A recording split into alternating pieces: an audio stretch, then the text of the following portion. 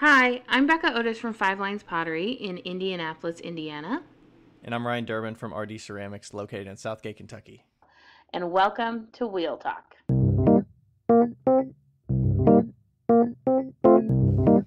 Hey guys, we've loved answering all of your questions so far. If you'd like to hear your question on the podcast, please send them to us on Instagram at Wheel Talk Podcast or by email to wheeltalkpodcast@gmail.com. Thanks.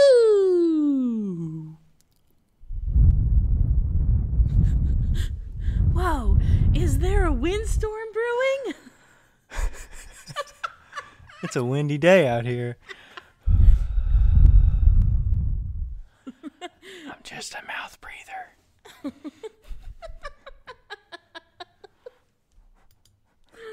Oh, we're ridiculous. Hi, Becca. We're Hi. live. We're live. I don't know if my sound is going to be any good now. It looks all little. Because it's on automatic level control or some shit like that. I don't know. How are you? Mine's good, I think. Now I'm concerned about my levels here. I'm great. I think I messed up my foot yesterday or something. Oh, It's been irritating me. I don't know what I did. It's like if I were to stand on my tippy toes or like bend it too far down to the floor, Okay. it like hurts the top of my foot. The top. Yeah.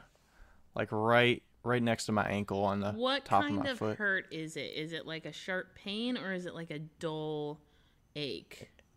It's kind of like a sharp pain. Like it's like if I push my foot down too much, it's like I like snap back and I'm like, oh, that hurts. It's like a twinge or something. You probably just strained a muscle or like a little ligament thingy. Yeah. And I was thinking of what I did, but I don't. There's You should one ice thing it. I had in mind that I was like, maybe this is what it was. So I was like, it started hurting this morning when I woke up, but I was like, yesterday or the last few days, I would like, my desk is at a certain height that if I kneel on the carpet, I sometimes put my leg back behind me, and I had my foot stretched out. Yep. That's and it could have just been in that position too long and it like strained it or something. You're not a young chicken anymore, Ryan. I'm not a spring chicken. Nope, not a spring chicken. So, yeah, that's what's going on. I got some boxes of stuff. I'm trying to get some. I got a wholesale order that I'm delivering here this week with some shot glasses and bowls and stuff. And then I got a mug order, a few mugs that are going to a coffee shop down the street. And maybe delivering some other things back there that I've been waiting on payment for. So, by the way, folks, don't send something out until you get payment. I don't care how long it takes them, and they're like, "Oh, I didn't get it. Don't send anything out until they pay for it." I mean, unless you've been unless you like know them pretty well, yeah. Yeah. I've only sent one order before, but I'm not sending 50 shot glasses without taking payment for it. Yeah, I will always, on my first order, I'll always accept payment first, and then on every order after that, I'm like, fuck it, I don't care. Net 30. Net 30. Well, it's literally been past due for like 40 days. Oh, shit, yeah. And they, there were some issues with like my account or something, or like their account, because I was only accepting payment for wholesale orders with your bank account information, so that Square didn't take 3% of my 50% discounted pieces already. Yeah, they should either send a check or do a bank transfer. Yeah, so I basically was like, hey, I get your things having issues. I'd prefer a check, but if you can't do a check, then I'm going to let you do a credit card for this order, but any future orders, I'm going to add 3% on top of it if you want to use a card. Yeah. So you're paying for that fee, Those motherfuckers. So, not motherfuckers, it's just like, communication falls off the map sometimes, and you're just like, I don't know what's going on. Maybe they got something going on. I don't know. So I'm not going to push them too much, but it's like, I feel that. I let them know, like, hey, let me know if there's issues, but I'm going to wait until you contact me.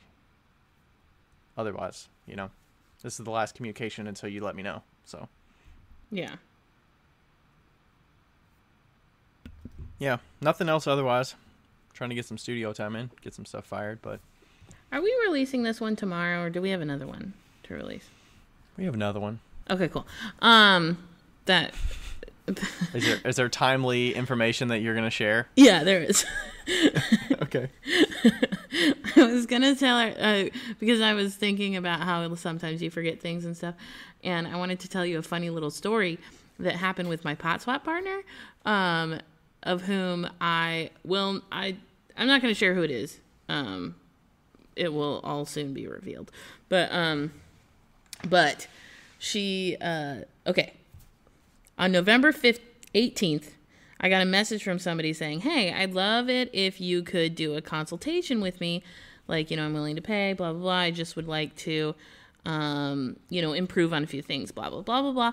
And she, great communication and, said all these, all the things she needed and everything. And then I completely dropped the ball. And I was like, yeah, let me think about it. Life's really busy, but let me think about it. And then I forgot. I just forgot about it. And then, well, yeah, I mean, you were the last communication in that chain. So she needed to reach out and be like, hey, by the way, have you thought about this? But well, you're not going to remember a DM. I actually was not the last communication in that chain. She said the last thing.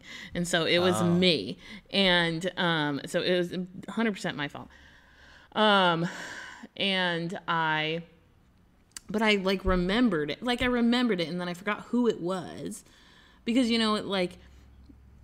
can't search text that's inside of messages. You can only search people's names in messages. The people's names. So I finally, this morning, okay, I'm telling you this story to tell you this story.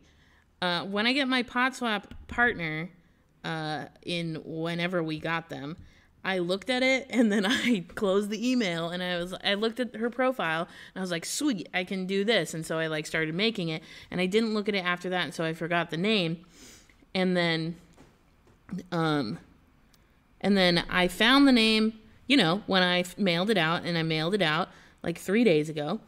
And then this morning, I'm looking through all of my messages in Instagram to find the person that asked me to do a consult with them. It's my fucking pot swap partner. The person you're sending to. The person I'm sending to asked me to help them. Oh.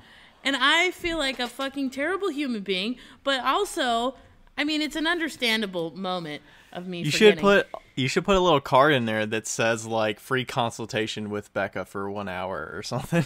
What's frustrating is that I totally would have had I not sent my package out already.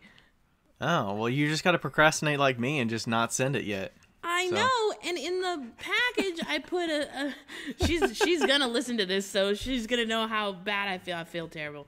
In the package I was like, oh, my name's Becca, blah, blah, blah, blah, blah. Because, I know that people know who I am, but also I like to make it sound like nobody knows who I am, so then I'm like, I did this, blah, blah, blah, blah, blah.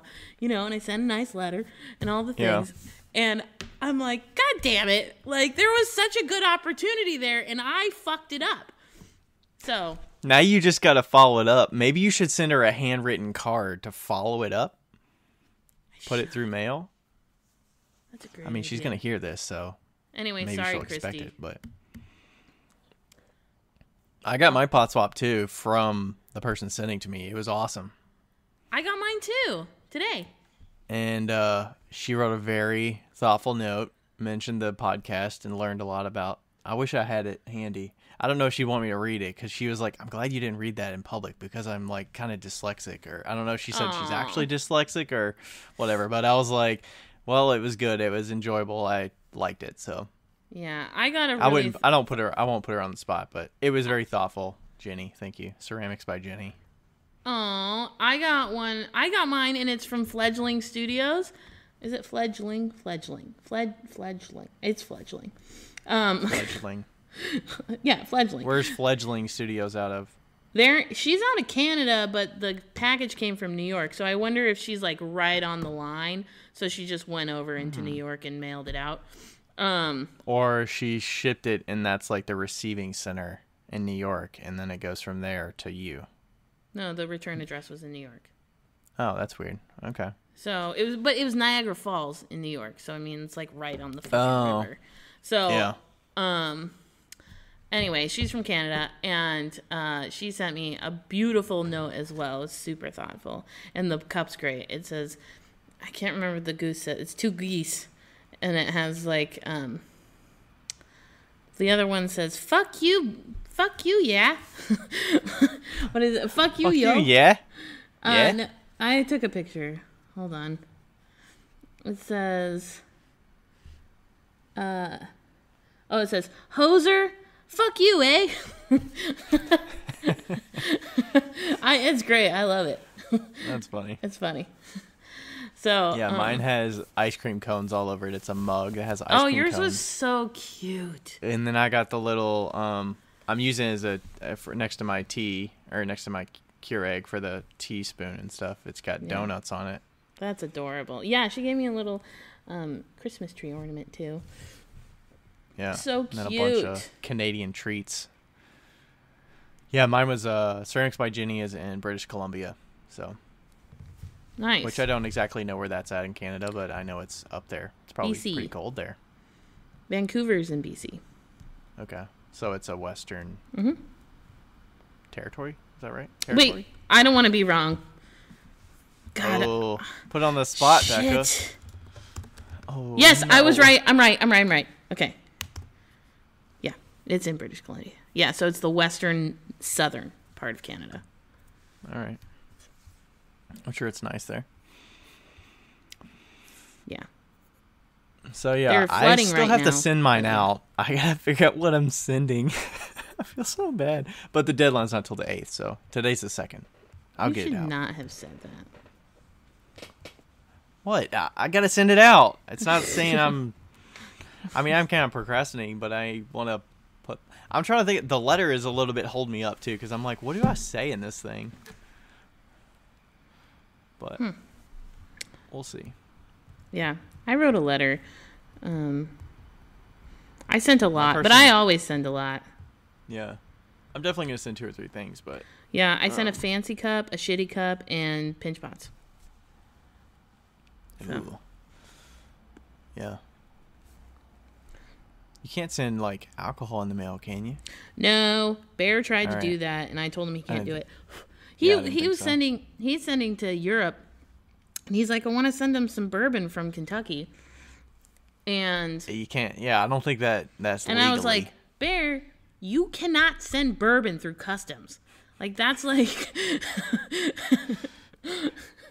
That's like the absolute no. That's like trying to send plants. You can't send plants. Yeah. Ugh. Oh, anyway, okay. I was going to say how my day was because this is kind of exciting as we totally got off track. One of those days. Sorry. So, yesterday, okay. I'm the lead production potter by default at work because I have the most experience other than Ryan who has more experience, but he's an introvert. And so am I, but he's like an ultra introvert. And the lead. I'm faster. Anyway, so and I have teaching experience. But anyway, moving on. But I've been doing mostly small things and I got upgraded to large things pretty significantly fast this week. So I've been doing a few larger things, but I did these vases that look like decanters, and they are a pain in the fucking ass. And I did 20 of them yesterday, and they're like 4 pounds. And you've never experienced this from me, but when I learn something new, I bitch and complain for like 25 minutes at the very beginning of it, and then I'm fine. Like after that, like you're just talking to yourself and you're like fuck, or you're like like if I'm not near Rebecca, I'll text her and be like, I fucking hate this. This is the worst ever. Like these pictures are so terrible. Fuck this.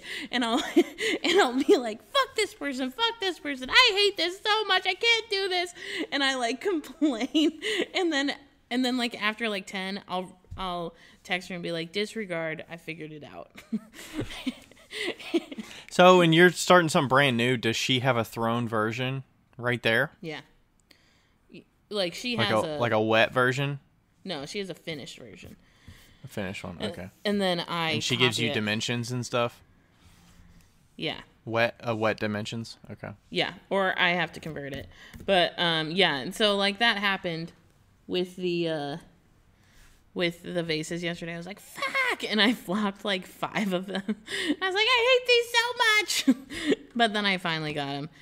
But then she gave me the everything bowls for the client that we do, our main client, and they're like 10 and an eighth wide and 5 and a quarter high or whatever. Or maybe the opposite, I don't know. The decimals, not the inches. And I threw, in the last 2 days, I threw 64 of them. 64. Damn. 64. 4.5 pounds? 4.5 pounds. Jeez, that's a workout. Yeah, I threw 19 yesterday and 44 today. Yeah, and I was just like doing it, and I was like, fuck. Dusty must be fucking ripped. Like, like secretly so strong, you know? Like he was the main big thrower before he left, you know? Yeah. But the small stuff's about finesse. The bigger stuff takes about fucking power. And like, I'm strong, you know? I'm fucking strong, but like, he throws those motherfuckers so fast and so seamlessly and easily, and like I just like, man, I would not want to be on the other side of an arm wrestle of that guy, like not at all. Do you ever have you ever like held out your arms and like compared your arms? Because my like right forearm and my right bicep is much bigger than my left because of throwing. Like just imagine like you're coning up and coning down, like you can flex your forearm and it's like so much stronger than my left forearm. My right one is I don't know. My right one is a little bit more defined than my left one, but I use a lot of strength in my left arm actually. But yeah, I mean, and what's funny is that we were talking about it today. You know, a lot of people use their whole body to move into, Andrew, this is for you. They use their whole body to like move into the clay, and I don't actually. I fucking use all my arms to like move the clay up and down. Like I use my arms, and then I like squeeze my legs against the table, and that's how I like get the strength to do it. But I mean, I can imagine the centering. You're not using your arms and stuff for the centering power. You are. Yeah, a lot of people lean into their pots. More. A lot of people lean into their pots. I don't. I squeeze up and down. Where the coning and stuff? Okay. Yeah, my back is Did you wake up straight more the whole sore time. today because of yesterday? No, I've been doing pretty good. I've been doing like a detox, and I only threw 40 things yesterday. It was just mentally really draining. Like I called Ryan and was like, I can't do the podcast tonight. It was just really mentally draining, like learning 2 new shapes and like having to focus every single piece like really intently, you know? Right. So, but I wasn't super sore. I was just really fucking tired. So. Yeah. But I feel like I'll have soreness sometimes on like, usually in my legs or something if I'm standing in a certain way for a long time. Yeah. But not, I mean, I might have a little bit of arm soreness from if I'm centering a lot of stuff, but yeah, it's my smaller shoulder stuff, like I don't. kind of gets sore. What's funny is that last night I woke up and I was like on my side and I woke up with my arm in the air. like That's weird. My arm was like in the air and I was like moving my wrist around to like, you know, like, well, it pops all the way around. Yeah. But I was like moving my wrist around and I was like, what the fuck? Like, just wake up with your arm in the air. I want to like be ambidextrous when I'm like throwing, so it's like, okay, now I need to work out my left arm some more. Yeah. It's like, no, I need to center with my left. Flip that thing in reverse and yeah. Sweet. Yeah, that's probably pretty draining, right? I mean, that's a way to refine your skills. Is there a reason that Rebecca kind of gave those to you just because you're probably the most capable? No, of doing Ryan's those? the most capable, I would say, of doing them consistently. Well, but I'm the fastest. And Merritt and Sarah are not strong enough right now. Yeah. Probably making the big bucks on those then, huh? It's going to be a big buck week. No. No? Because it was a lot of small Because you made fewer. It was a lot of small shit in the beginning of the week. And it was a total surprise. Like, I wasn't supposed to do all of those. I was supposed to do small shit all the way through the rest of the week. And then we got jumped with all this extra shit. And she was like, I need you to do 60 of these. And I was like, okay. So I learned the shape yesterday and did all of them today. But I mean, like, it's just a fucking mixing bowl. It's not like it's not rocket science. Like, you know. Yeah. That pitcher would have been, or the decanter thing. I saw you throwing that and I was like, what the hell is that? Yeah. It's a vase, but yeah, those, if I had to throw 60 of those, I would have walked out. I would have been like, no. That's kind of like, isn't that kind of like the shape that like Florian makes? It not exactly, but it's kind of got that idea where it like has a waist that's like kind of wide and then it has sharp angles. Yeah.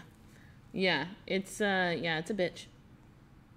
Like, I finally figured it out, but there was 2 of them I had to flip upside down and hang them for a while. So. Yeah. Yeah. I was like, Rebecca, I'm never throwing these again. And she's like, hopefully we don't have to. How many of those does she... So she just kind of makes them as samples, and she's like, this is what can be produced. Yeah. Is this what you like? And then you're like, all right, Dusty Becca, did make 60 them. of these. Dusty did them, and he did them well. And then she expired the shape, and then one customer wanted 20 of them. Or 15 of them. So we made it for one person, and then we won't ever have to make them again. So. That you know of. No, we won't. We won't. We're done with this shape. Done. We're done. All right. Should we do a review? Yeah. You got one on deck? Yes. Oh, also, for anybody listening, did we already say anybody listening to the last couple podcasts and we were like, who's Darth Ned? It is my coworker, Nick. Ooh. He was the one that gave us a review. And I texted him. I was like, is this you, Nick? Because his real name's Ned. Did you ask him if he listens to it while you're at work? No. That's weird. Should be like, who do you like better, Ned? Okay. This is a 5-star review from Purple AMJ on May 1st, 2021. My birthday. Honest, real life pottery advice. I really like Wheel Talk podcast. I'm restarting as a ceramic artist endeavor. Becca and Ryan chat about all ins and outs of having pottery business. They go over everything of their mistakes and why they learned how they make ceramics and how they live. It feels like I'm eavesdropping and learning so much. I also really enjoy how many questions they answer from people listening. Sometimes they go in the weeds about topics, but I always learn something. Please keep making more podcasts. Did I read that last week? I don't think so. We delete them as you read them. So I know that we don't do that. So I just deleted it. I'm deleting it, so don't delete it. I already did. Fuck. Okay, I think we're good. Why does it matter? Because if I kept deleting it, then I would delete the next one. Oh, no. That's why you just highlight and then you delete. All right. Some of us have phones, not computers. Thank you for that. And I've seen all these people tagging like the Spotify Wrapped thing. Do you get the Spotify Wrapped? You did because you shared stuff. I'm guessing that's a premium feature only, right? Probably. It's like, okay, it's whatever you listen to. It's on your homepage. Whatever you listen to this whole year. Yeah, mine is not. I listened to 60,000 minutes of music this year. Oh my gosh. Yeah, I don't listen to anything on Spotify except JRE, so. Yeah. Probably be like, JRE. Okay. Yeah, thanks for everybody tagging us. You see we're on lists for like top podcast listens and all that stuff, so thanks for listening. Some people I think one person was like 10,000 minutes or something. Wow. I have listened to 43.75 hours Days of music. Is that your this like year. running time, Yeah. lifetime of Spotify? No, that's this year. 43 days This year. this year. Oh my gosh. Do you Well, just I leave it on listen- while you're sleeping or what? No, I listen to it when I work. Okay. I guess that adds up about 8 hours at a time, right? Yeah. 6. Okay. But yeah. Nice. Okay, what are we talking about today? We're talking about a question that leads into a topic. So it's a listener Yes. question, and Ryan's going to play you a voice audio recording from Andrew Linderman. Andrew Linderman. Let's hear what you got, Andrew. Ryan, there's really only one question that needs to be answered. What the fuck do I do with all of this shit? Like, there's just so much of it, and all of it needs to get moved. What do I do with it all? All right. So if you didn't know, thanks for that, Andrew. Andrew is moving, and the video version of that, he's showing me his studio that is filled with shit. Not literal shit, pottery shit. But yeah, there's just piles of stuff. And I recently went through a home move, so we're probably in a similar-ish situation. Becca, you moved studios probably multiple times over your lifetime. Yes. Yeah, I mean, you had your huge studio you had to move out of and whatnot. So, yeah. And then he followed up with some questions. So, yeah, he says, but seriously, moving and buying a house, what should I look for in my new house for a studio? How much space do I need? What makes a good studio location? What should I avoid? Yeah. Best way to move heavy studio equipment? How do I pack and ship my kiln safely? Do I need to do anything special with glaze chemicals? Maybe we start there. This is great. Yeah. Did you have that in a note? Yep, it's in the note. Did you share It's it? called, with me? it says moving studios in the listener question Okay. section. You see it? Yep. Nope. right. Yep. Yep. Yep.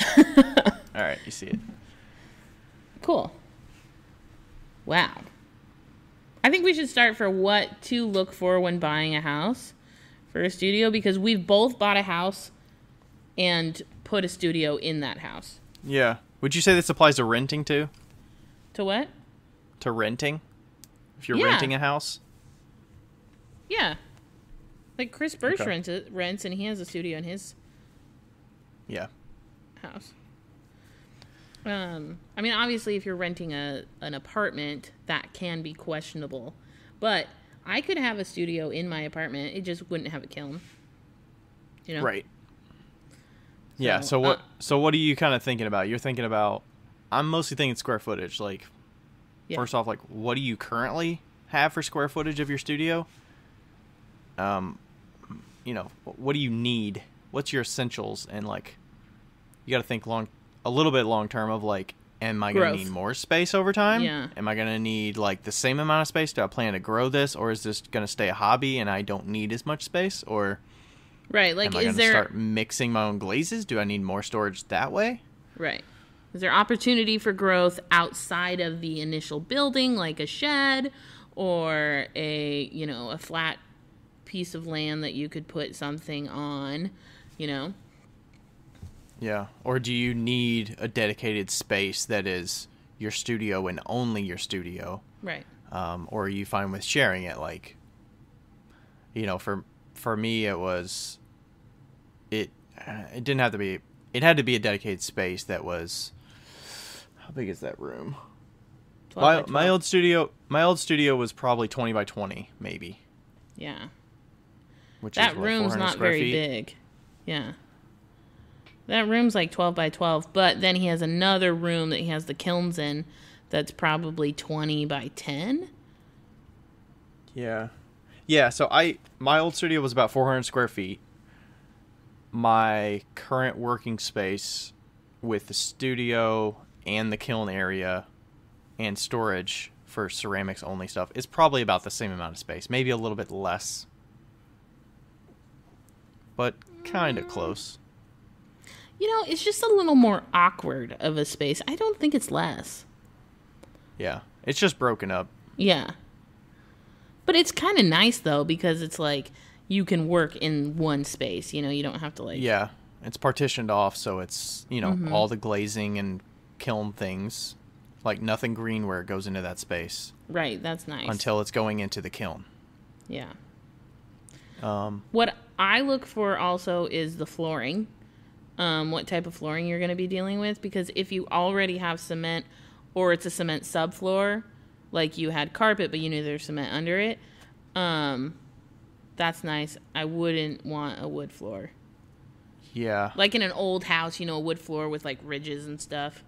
Yeah, I agree. You'd probably want to, in that situation, you'd probably want to put linoleum down, I would think. Yeah, you want something smooth for sure. Yeah, you don't want to be spilling glazed stuff on the floor and getting clay on the floor, and the dust is going to be crazy. Yeah. Clean up, and you can't.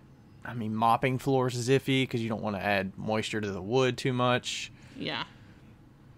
That's a lot. I think Tara and Matt at Pitch Pine, they had she had like a wood floor studio back at their old house, and not in Santa Fe, but in back when they lived in that smaller house back in Massachusetts. Oh, we had wood at the big studio, and it was horrible. And was it nicer wood though?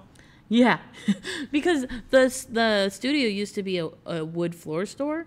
So it had like all the different types of wood, and then in the back there was cork. That was the worst.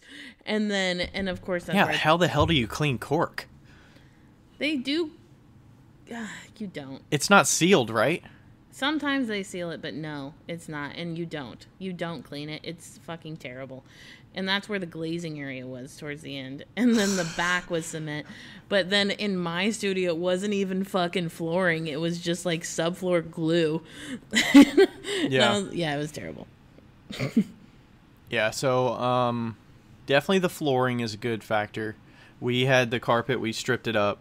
We knew, you don't want to be working on carpet if you, I don't know. I mean, if you're renting, maybe you don't have the option to rip up the carpet, but you probably want to put something down that's like linoleum or something on top of it, even if it's like temporary. You just put linoleum down, because if you ruin the carpet, you're fucked. Yeah, and you're getting dust all in it. You can't clean carpet. That's silicosis just waiting. Yeah. It's just waiting. What about it depends on where you live, I guess, whether you're in like, if your area has crawl spaces or like basements that are decent size height ceilings. Was yours in like a crawl space at the old house, or was it like a basement? No, mine was a cellar. Cellar, that's what I was thinking. Mine was a cellar, and like the reason I bought this house was because of the basement, because I knew that it would be my studio, which was it a wet cellar? Yeah. Yeah. It was wet. Yeah, it was fucking terrible. It was great and terrible all at the same time, because the humidity was the same all year long. The temperature was pretty much the same all year long. And but it had a sump pump in it, which was nice. So I had a dehumidifier with a hose that went into the sump pump and just pumped it out every once in a while. And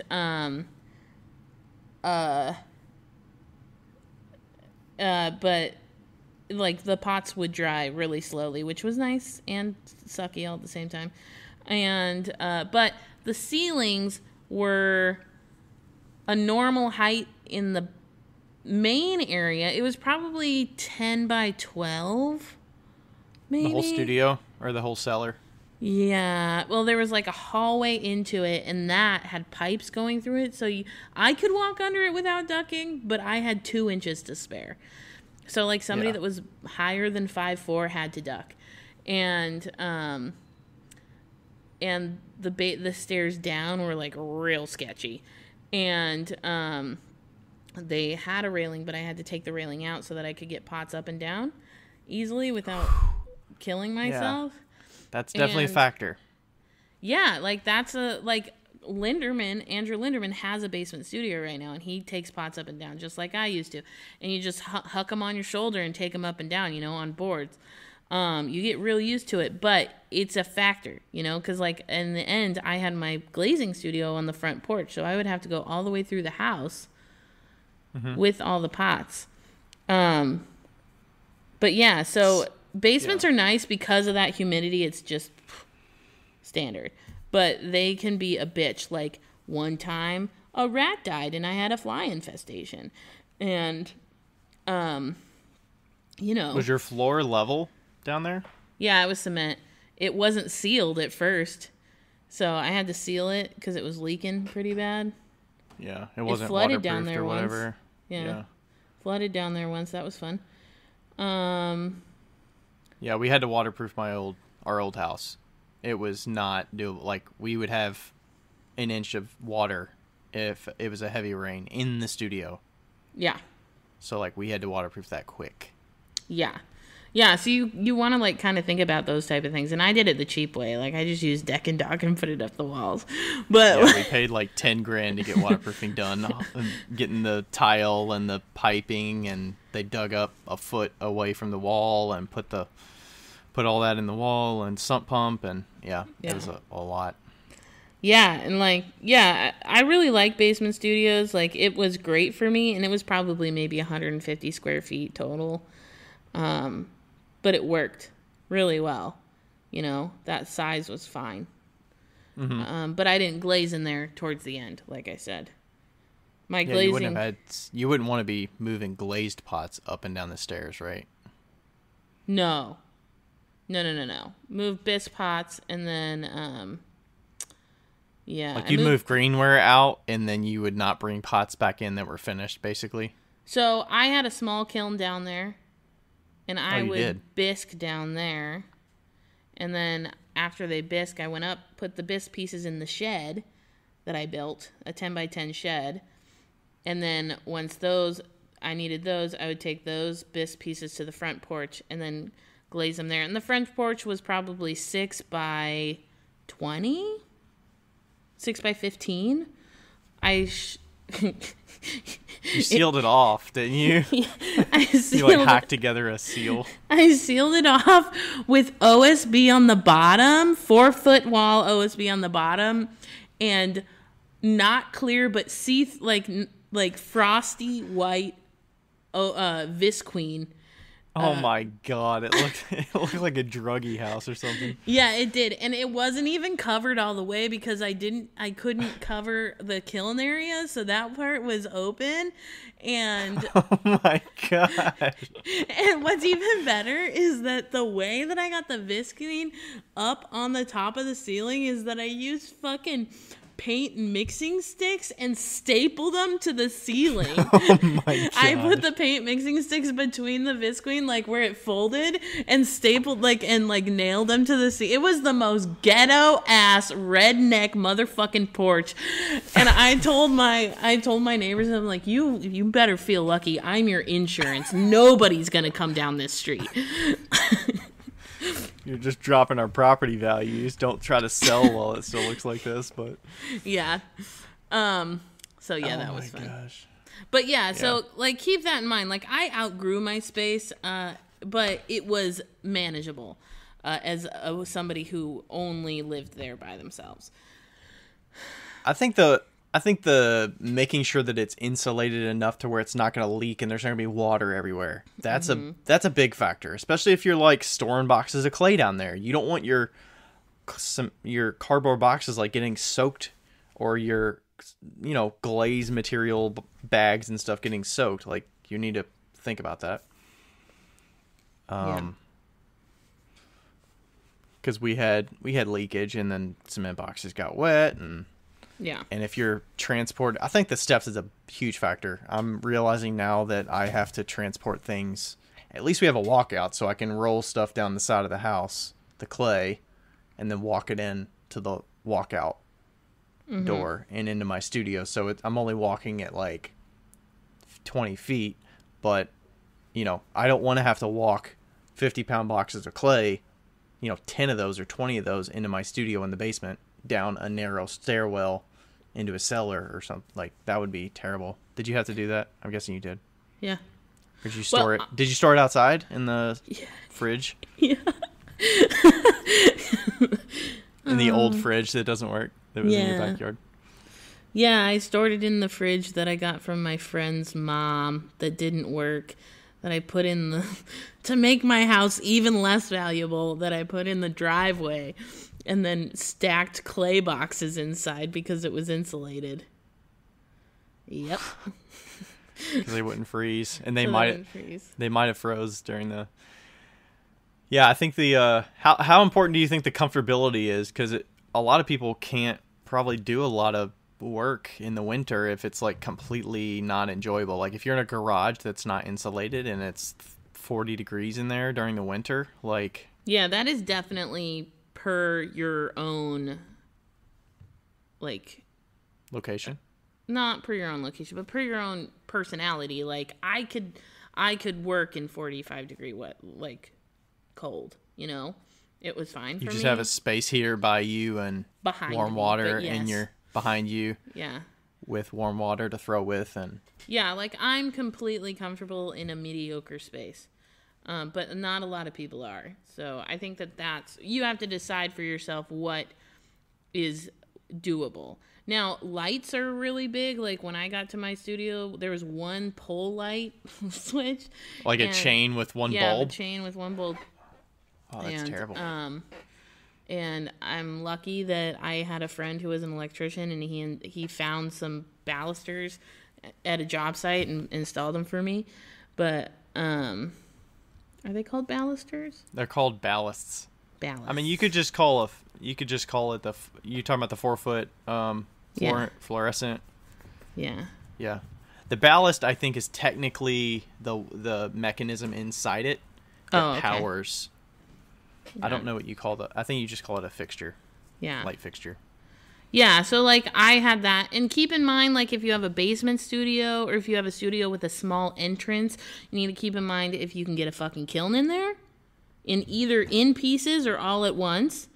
If you can get a shelf in there, like, I had to build my shelf in the studio down in the basement. You know, like, those are important things to factor. Like, if you're not handy and you can't build a shelf, you're kind of up shit creek. But thankfully, IKEA lives long. But yeah, so keep that in mind. But yeah, like my baby kilns, those are the only ones that would fit down there. Yeah. Do you think most people could make do with a 10 by 10, like 100 square foot space if they had to? Yeah. Is that kind of the minimum amount of space you would need? Yeah, that's easy. 200 Some people work with easier. way less. I mean, just think of it. The shelving is going to be vertical, so yeah. I think Lindy might have I was just smaller gonna of a say, space, right? Lindy's She's got space, vertical shelving and a wheel and a Yeah. tabletop probably, and that's mostly it, right? and it's fucking packed in there. She's got like all of her glazing stuff, all of her throwing stuff, all of her computer stuff. Like she's got everything in there, and it's probably like a 10 by 10 by 10 room, 10 by 10 by 10 by 10, 10 by 10. I think it's smaller than that. It looks smaller. She needs to do like a reel that's like, here is my wedging table. Here is my wear cart. Here is my glazing table. And it's all Here the is same thing. Yeah. I went to Chris Long's studio in Austin. I think you were there with Rachel, right? You and I and Rachel? No, not in Austin. Mm-mm. No, you didn't go with us. Somebody else went with us to Austin, or it was her parents, I think. It was her parents. And I went to his studio, and he has like it's like a shed, but it's pretty small. It's like 6 foot wide by maybe 10 foot. Yeah. Honestly, a 10 by 10 by 10... Fucking A, why do I keep saying 10 by 10 by 10? A 10 by 10 it's shed. 10 foot high ceilings would be pretty nice, but... Yeah. A 10 by 10 shed is actually pretty big. You can get a metal one for pretty cheap.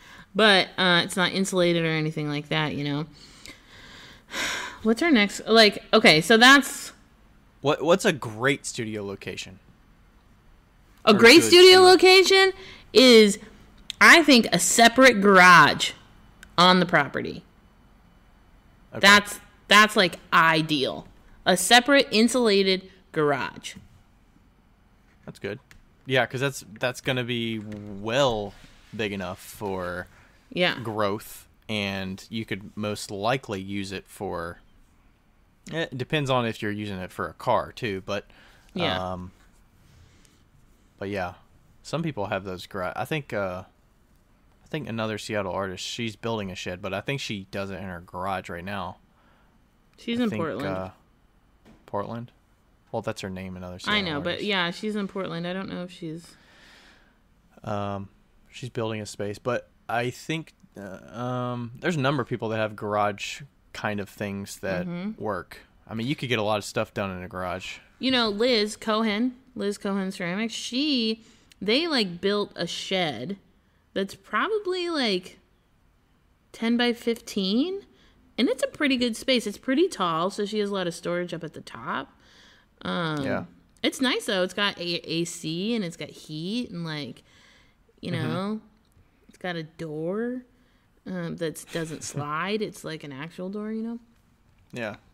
I think Melanie from Swell Ceramics used to do it in her garage. Yeah, I think She had her kilns and stuff in there, and she was cranking shit out. CMC Ceramics does it in a garage.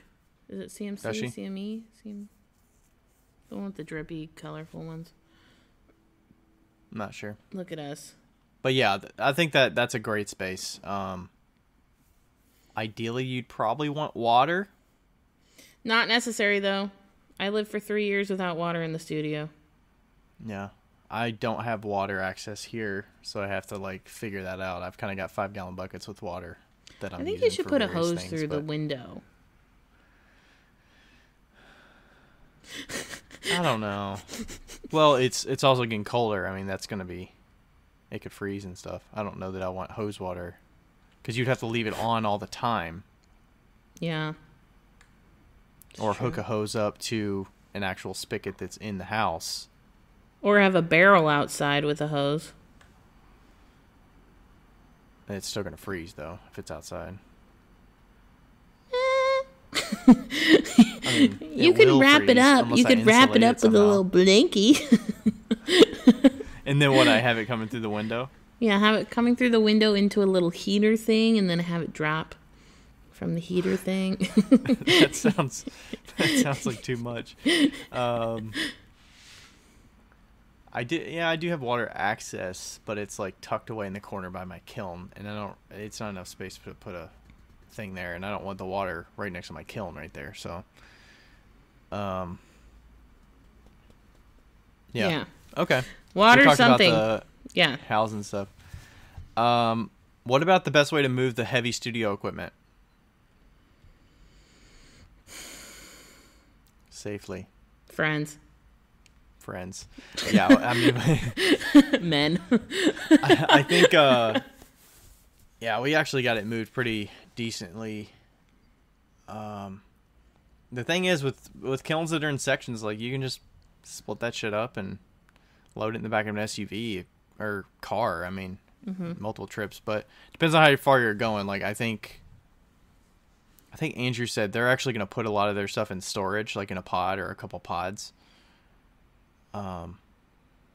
So yeah, I mean, you're gonna load it top down to the bottom, and then when you unload it, you're gonna unload bottom to the top. So you're gonna basically reconstruct it as you unload it. So, figure out where you can put it. But how did you pack them? I mean, I just packed mine in the back of the car. Like, they didn't move. It was pretty tight. Stuff wasn't moving around because they're so heavy. I'm always a huge fan of never. If you don't have to take it apart, don't. That's like my number one rule with kilns. If you don't have to take it apart, don't. If it fits through the door, I like to take it all in one piece, put it on a fucking trailer, and ride that shit. How do you lift it and stuff? Do you just have two people that can pick up the whole thing from the base? 2 or 3, or do yeah. you put it on a rolling cart or something? Yeah, and a rolling cart, obviously. But yeah, like, we moved them all in one piece, and then when I got my brand new kiln, we moved that motherfucker on a trailer too. Like, I did not want to take it apart, especially these cone art kilns. They're so put together. Some of them are hard to, yeah. Yeah. The L&L has a spine down the back with screws into everything that's connected to one metal piece. Yeah. With the kiln lift assist, so it's not something you could just take the lid apart from the thing. And yeah, it takes a lot of effort to get all of it, like, oh wow. Some kilns are constructed easier than that. Like the Olympic was pretty easy because you literally just unplug things. Yeah. And then just separate it. Yeah, the Olympics great. Like moving Olympics, easy peasy. Moving a Duncan, easy peasy. Moving Scott, pretty fucking easy. Like L&L, I did have to disconnect all the elements. So you have to like open the box and disconnect the element wire to the thing. Yeah, that makes sense. To the controller, yeah. So the whole box is... Yeah. The whole box goes top to bottom. With Scott, the whole box comes off, and you just disconnect them. But it's very easy to move them back. When I moved out here from Washington, I didn't actually bring any kilns. Mistake. You'd have brought the baby kiln, wouldn't you? I was just thinking about that, like in my brain. I was like, maybe I don't think the person that bought the baby kiln is actually using the baby kiln. Maybe I could just like buy it back from them for the amount that they bought it from me for, and I could just like drive to Washington and get it. Like, do you want to get a kiln out of your life? I'm like, can I have my kiln back? I sold it to him for so cheap too, because his wife helped me so much with everything, and it was for her. I hope she did actually end up making it an actual studio. Anyway, yeah, but yeah, I'm always, if you can move it in one piece, do it.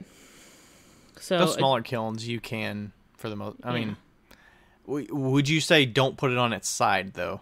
I would suggest don't put it on its side to fit it somewhere. Because I didn't have any space, but no, don't put it on its side. It was funny. I had to put.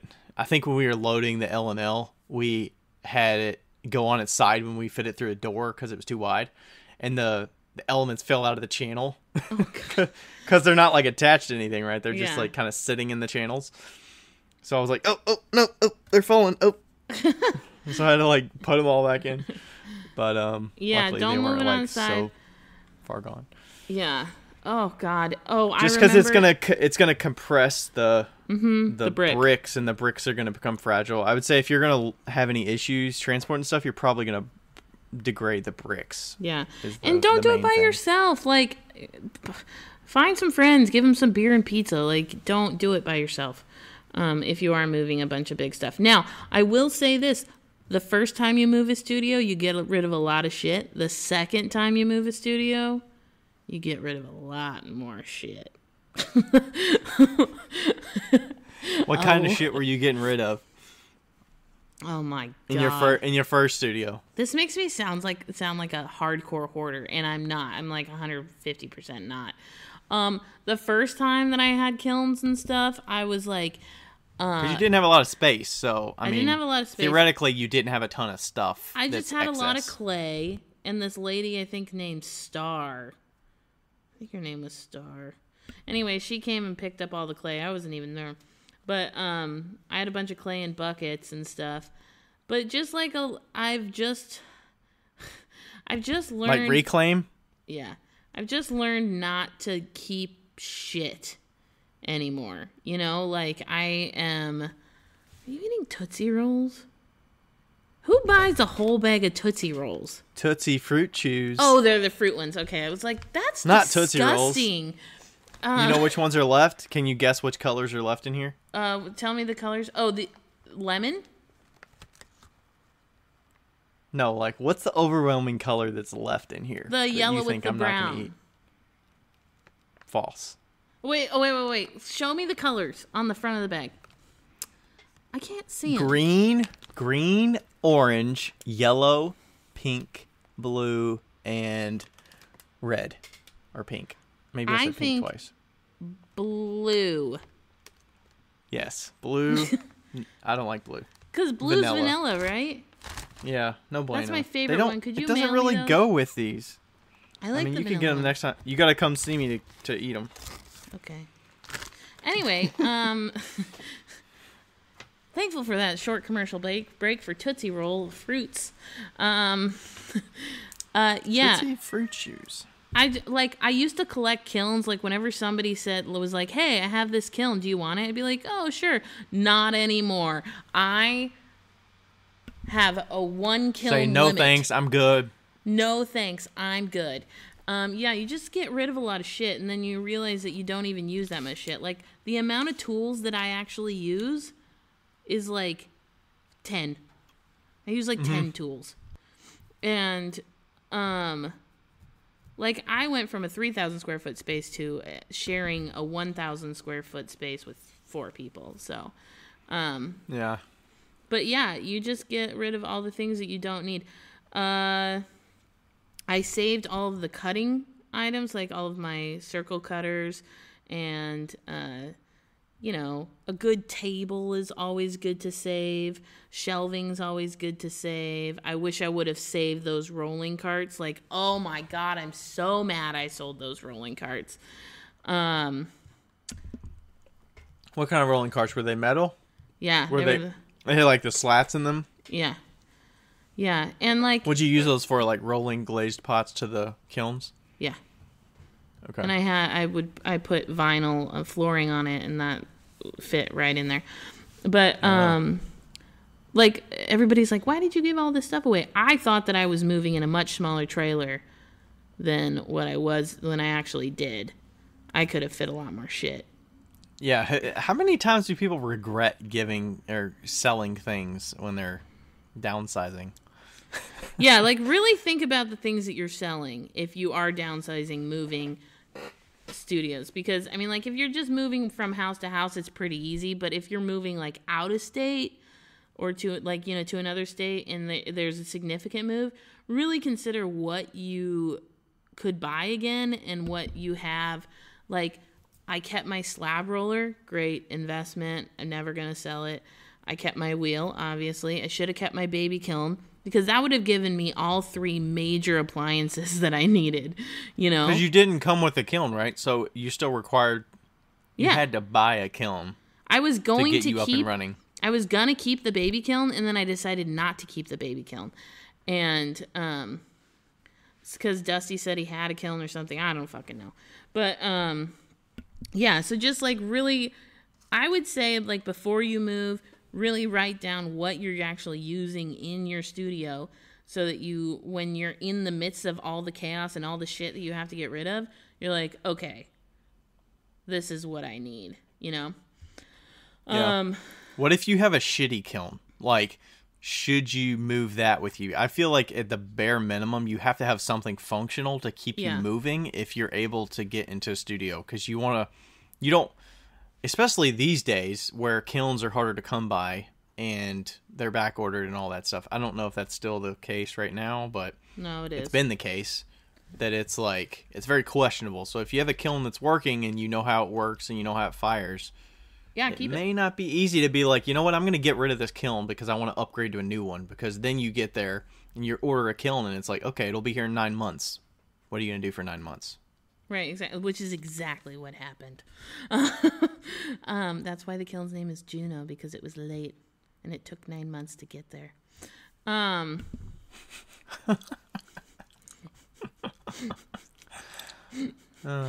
that's great.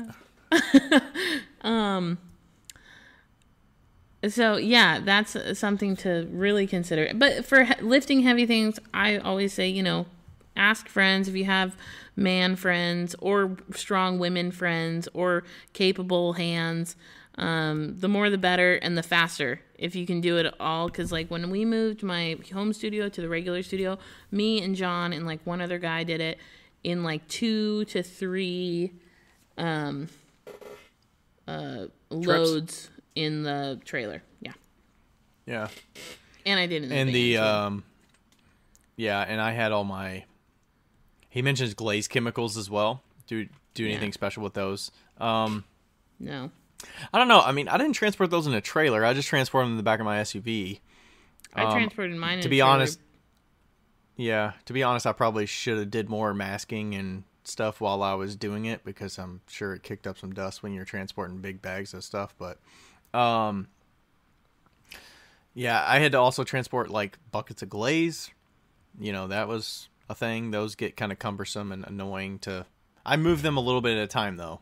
Luckily, I didn't have to pile in 12 buckets of glaze all at once. I think that this is a great time... I tried not to stack them. Yeah, I think this is a great time to also mention that even if you don't think you're going to move, it might behoove you to always have containers that can have lids. Like, when I moved from my home studio to the studio at the in Monroe, my large white glaze was in one of those horse troughs, and it did not have a lid capability. Does not have a lid.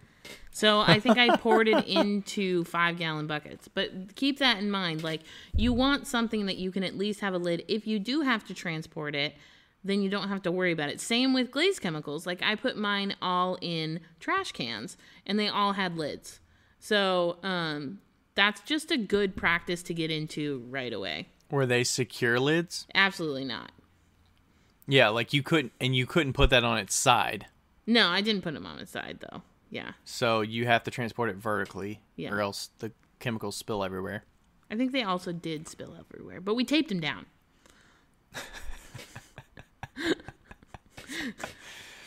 That's great. How would you transport a bunch? I mean, I guess I don't know if this is because I just like to store stuff in a certain way, or I just want to make use of these cat litter containers, but like, all of my glaze chemicals are in there. If they're in 50-gallon bags, like, they go in those cat litter containers as much as they can. Yeah. They have the lids, they're flip top. Must be nice to have a cat that's not too picky about their cat litter. Anyway, continue. Whatever, you changed your cat litter to the fancy stuff, and they denied, right? No, Lloyd denied the shitty cat litter. Oh. And then I went to fancy cat litter, and then I went from fancy cat litter to shitty cat litter, and then I had to go back to fancy cat litter. Oh. I remembered you saying you switched to fancy, but then you were saying Lloyd was rebelling, but I thought he was rebelling the fancy. He was rebelling the shitty. Oh. He originally rebelled the shitty. Okay. We should you probably just can't stop. Please that cat, huh? No, he's an asshole.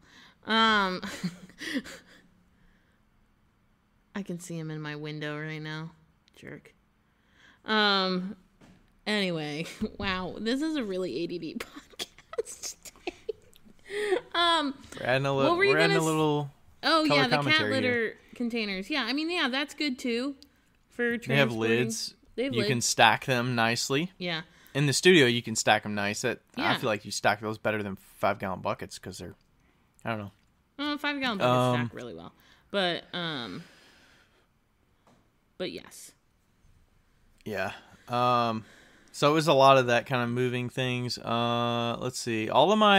Most of my dry materials, I'm actually getting better about storing those outside of bags.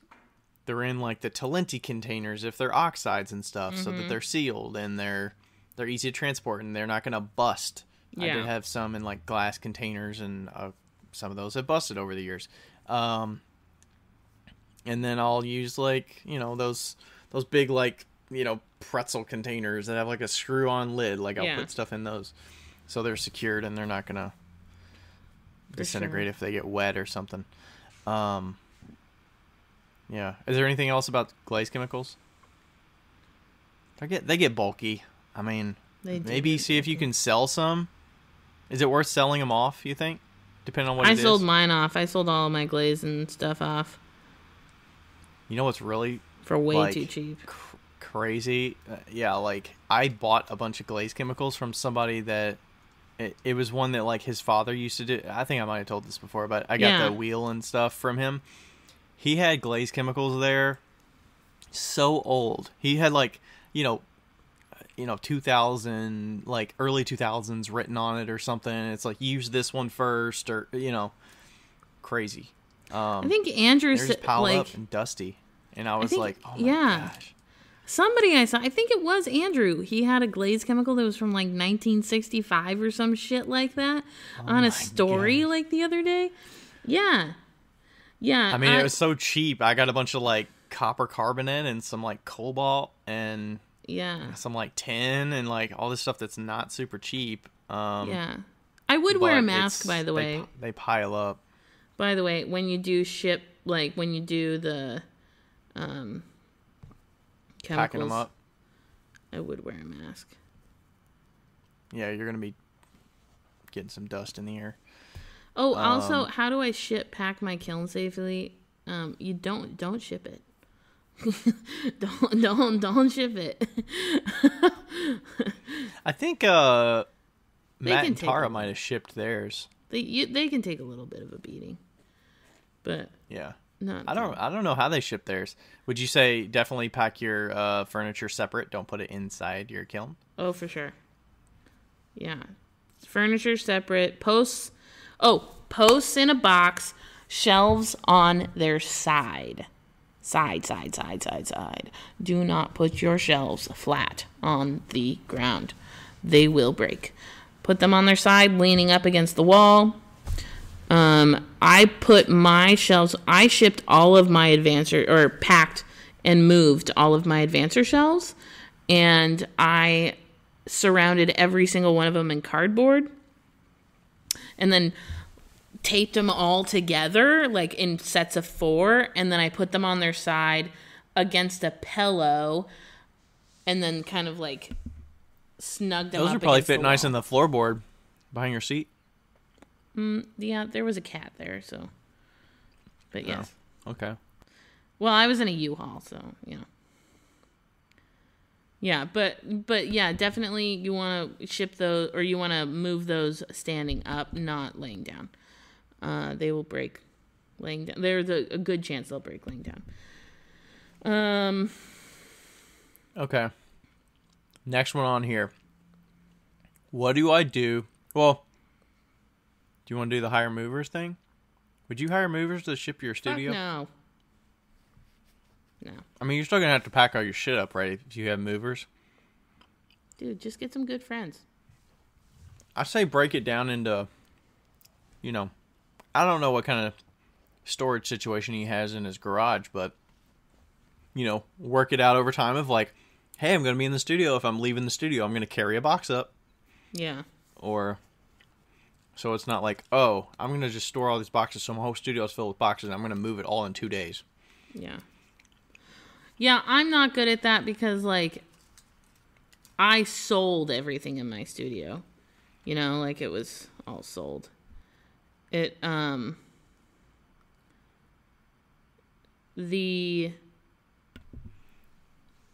amount of stuff that I had when I moved from Washington to Indiana was not very large. How big was the trailer? It was the 10 by 8? 10 by 8. Smaller than your first studio. Yeah. We did a pretty good job of packing it. It was only half tall. There was a couch in there. It was the smallest truck you can get. Yeah. Okay. It was not the truck that with it overhangs the cab. It was the one that was flat to the back. Yeah, that's probably what we used to move our last stuff. That's not very big, actually.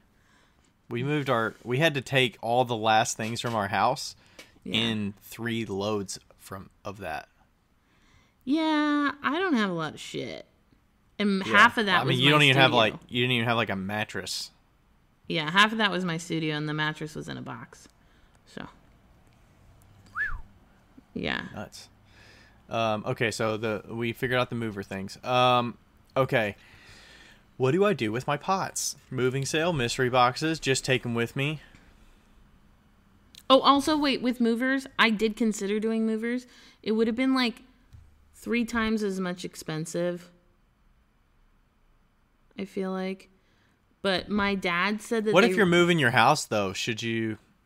I would maybe consider... I would do movers. I just wouldn't trust people with my studio stuff. It's just, there's more fragility with that kind of thing. Yeah. I think that having movers... What did I say? I spent so much fucking money moving all of the shit. I probably spent like $1,500 at the end of the day. I think it would have been cheaper doing movers, actually, and then just driving. But I would have had to be there at a certain time, which I had to be there at a certain time anyway. If they're moving it across, I mean, obviously it takes longer, but are they just, they arrive with a U-Haul, or they arrive with a pod kind of thing? Yeah. Is that what you would do? My parents did a pod for when they moved my uncle, and they really liked it. My dad was like all about that, and he's cheaper than you are. So. I mean, I feel like a pod, if you can deal without it for 2 weeks or however long it takes. Yeah, that seems reasonable for sure. I should have done that. All you got to do is pack up and drive like you're doing a cross-country trip. Right. And take your bare essentials so that you can, like, live when you get there for a week or 2 weeks or whatever. Yeah. They're just moving across town. Like, not across town. Well, they're moving a couple hours, or something like that. Yeah. Cool. What do I do with my pots? Moving sale? Mystery boxes? Just take them with me? Don't take them fucking with you. Not the old shit. What would you say if they're, I'm sure he's got a lot of finished pots that are like seconds quality are, they're wood fired, and they, like the wood fired, you got a lot of loss in them because they're wonky, they're glaze dripped, they got, and like, I would say if you have to spend effort to like finish them, if they're already finished, like sanding them and bottoms and doing all that, I wouldn't do that. I would, maybe the mystery box sale, or I did a little smashing game with a bunch of bisqueware that I had sitting around that I was like, oh, I'll do something with this. It's a planter. It's got a crack in the bottom. It's like, oh, that's a plant. No, I just smashed it and threw it away. I threw so much shit away when I moved studios. So much shit. I piled up so much bisqueware of just pieces that were just odds and ends, things that I don't make in my normal rotation. It's like, this is like 3 years old. Why am I keeping this? Yeah, it's ridiculous. I think a moving sale is a great idea. Like, yeah, just tell people, hey, I'm getting rid of this. You're saving it from a dumpster. Yeah, and sell them for cheap. Don't be super prideful about your shit. Like just your prices. Just be like, but hey, this is all icing on the cake. This is going toward our move. Yeah. Yeah, and then mystery boxes are great too. I think people love mystery boxes, and if you can do it before, no, you can't. But I mean, like Christmas time is a great time to do mystery boxes. January is actually a pretty good time to do mystery boxes. I like this. I did my first mystery box sale in the spring back when I first did them in 2020. Yeah, mystery box is good. People like that, and yeah, the better enticing you can be with your price and stuff. If you really don't care and you just want to get rid of stuff, the mystery box gives you that flexibility of like totally $50 and it's out. And the packing is kind of a nuisance. Yeah. Because you have to pack everything. But the good thing is you're getting rid of packing material because you probably got to transport that anyways. Yeah. So. For sure. If I don't want to be like Becca and throw away a bunch of reclaim, what should I do with it? Well, I can't help you out there because that's a dumb idea. You should always be like Becca.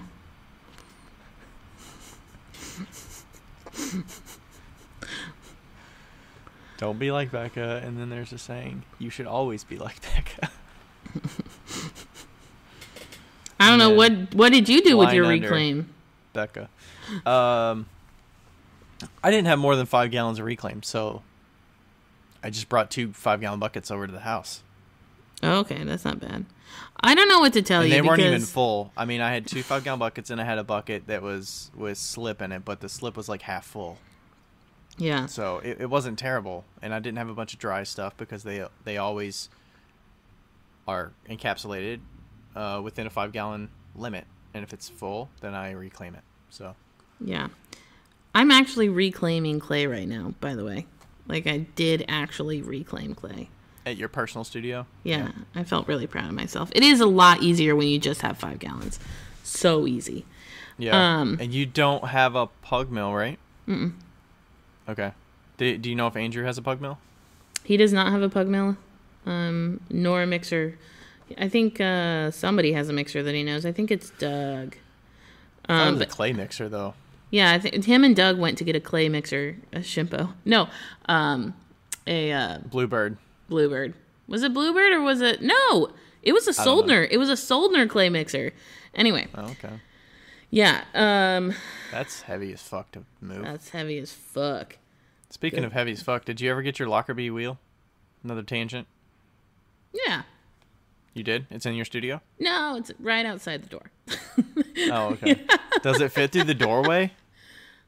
I think so. Oh, okay. We didn't check, honestly. I should probably check. You're just going to be throwing outside in the hallway? Nobody's going to steal this. It's too damn heavy. Yeah, I had to get the rolling carts back, so we just like kind of stuck it next to the door. I was like, RJ's not going to care. It's fine. We're all the way in the corner anyway. Yeah, it's cool. And I'm using the splash pan on my wheel, and it's great. I know you love that, yeah. Yeah, I have to figure out a few things, but it's great. Yeah. I don't know. It depends on how much reclaim we're talking here. Yeah, if you have more than... Are we talking wet reclaim or are we talking dry reclaim? If you have more than 10 gallons of reclaim, you have an issue, and you need to deal with that with therapy, and that therapy is throwing it in the fucking trash, okay? Because that... because it's seriously like, do not transport more than 10 gallons of reclaim to your new studio. You're gonna fucking break your back first. It's so heavy, it's not worth it. Just throw them away. No, you wouldn't put more than 10 gallons you wouldn't put 10 gallons in one bucket though, right? No, but I mean like 2 5-gallon buckets. That's what I'm saying. Like, yeah. Like, when I move studios without having any reclaim, like, pug mill or anything like that, I had, like, 15 buckets of reclaim, and I was like, this is just, throw it away. Yeah, I mean, that might give you a fresh start. You might need a fresh start, you know? And I don't think he's going directly to a studio, so...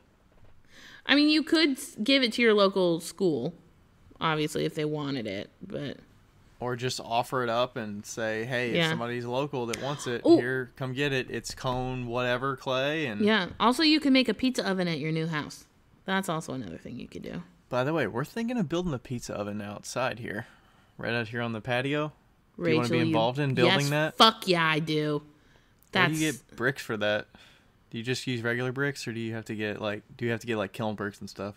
I think kiln bricks, or you can make it out of rocks. Stones.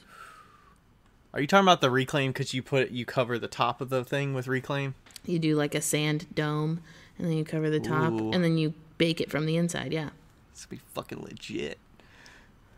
But it does crack, like it cracks. Yeah. Yeah, but it still holds its shape, and it bakes itself eventually. Oh, I like this next one. Where can I get boxes? How big of boxes? I think I wrote these, but that's all right. Oh, that's okay. General rule of thumb for me for boxes is no larger than 12 by 12 because if you can help it. 20 by 20 is too big. Good luck lifting it. I would say no bigger than like a Rubbermaid container for me. Yeah. It depends on what you're putting in there, but you could put a lot.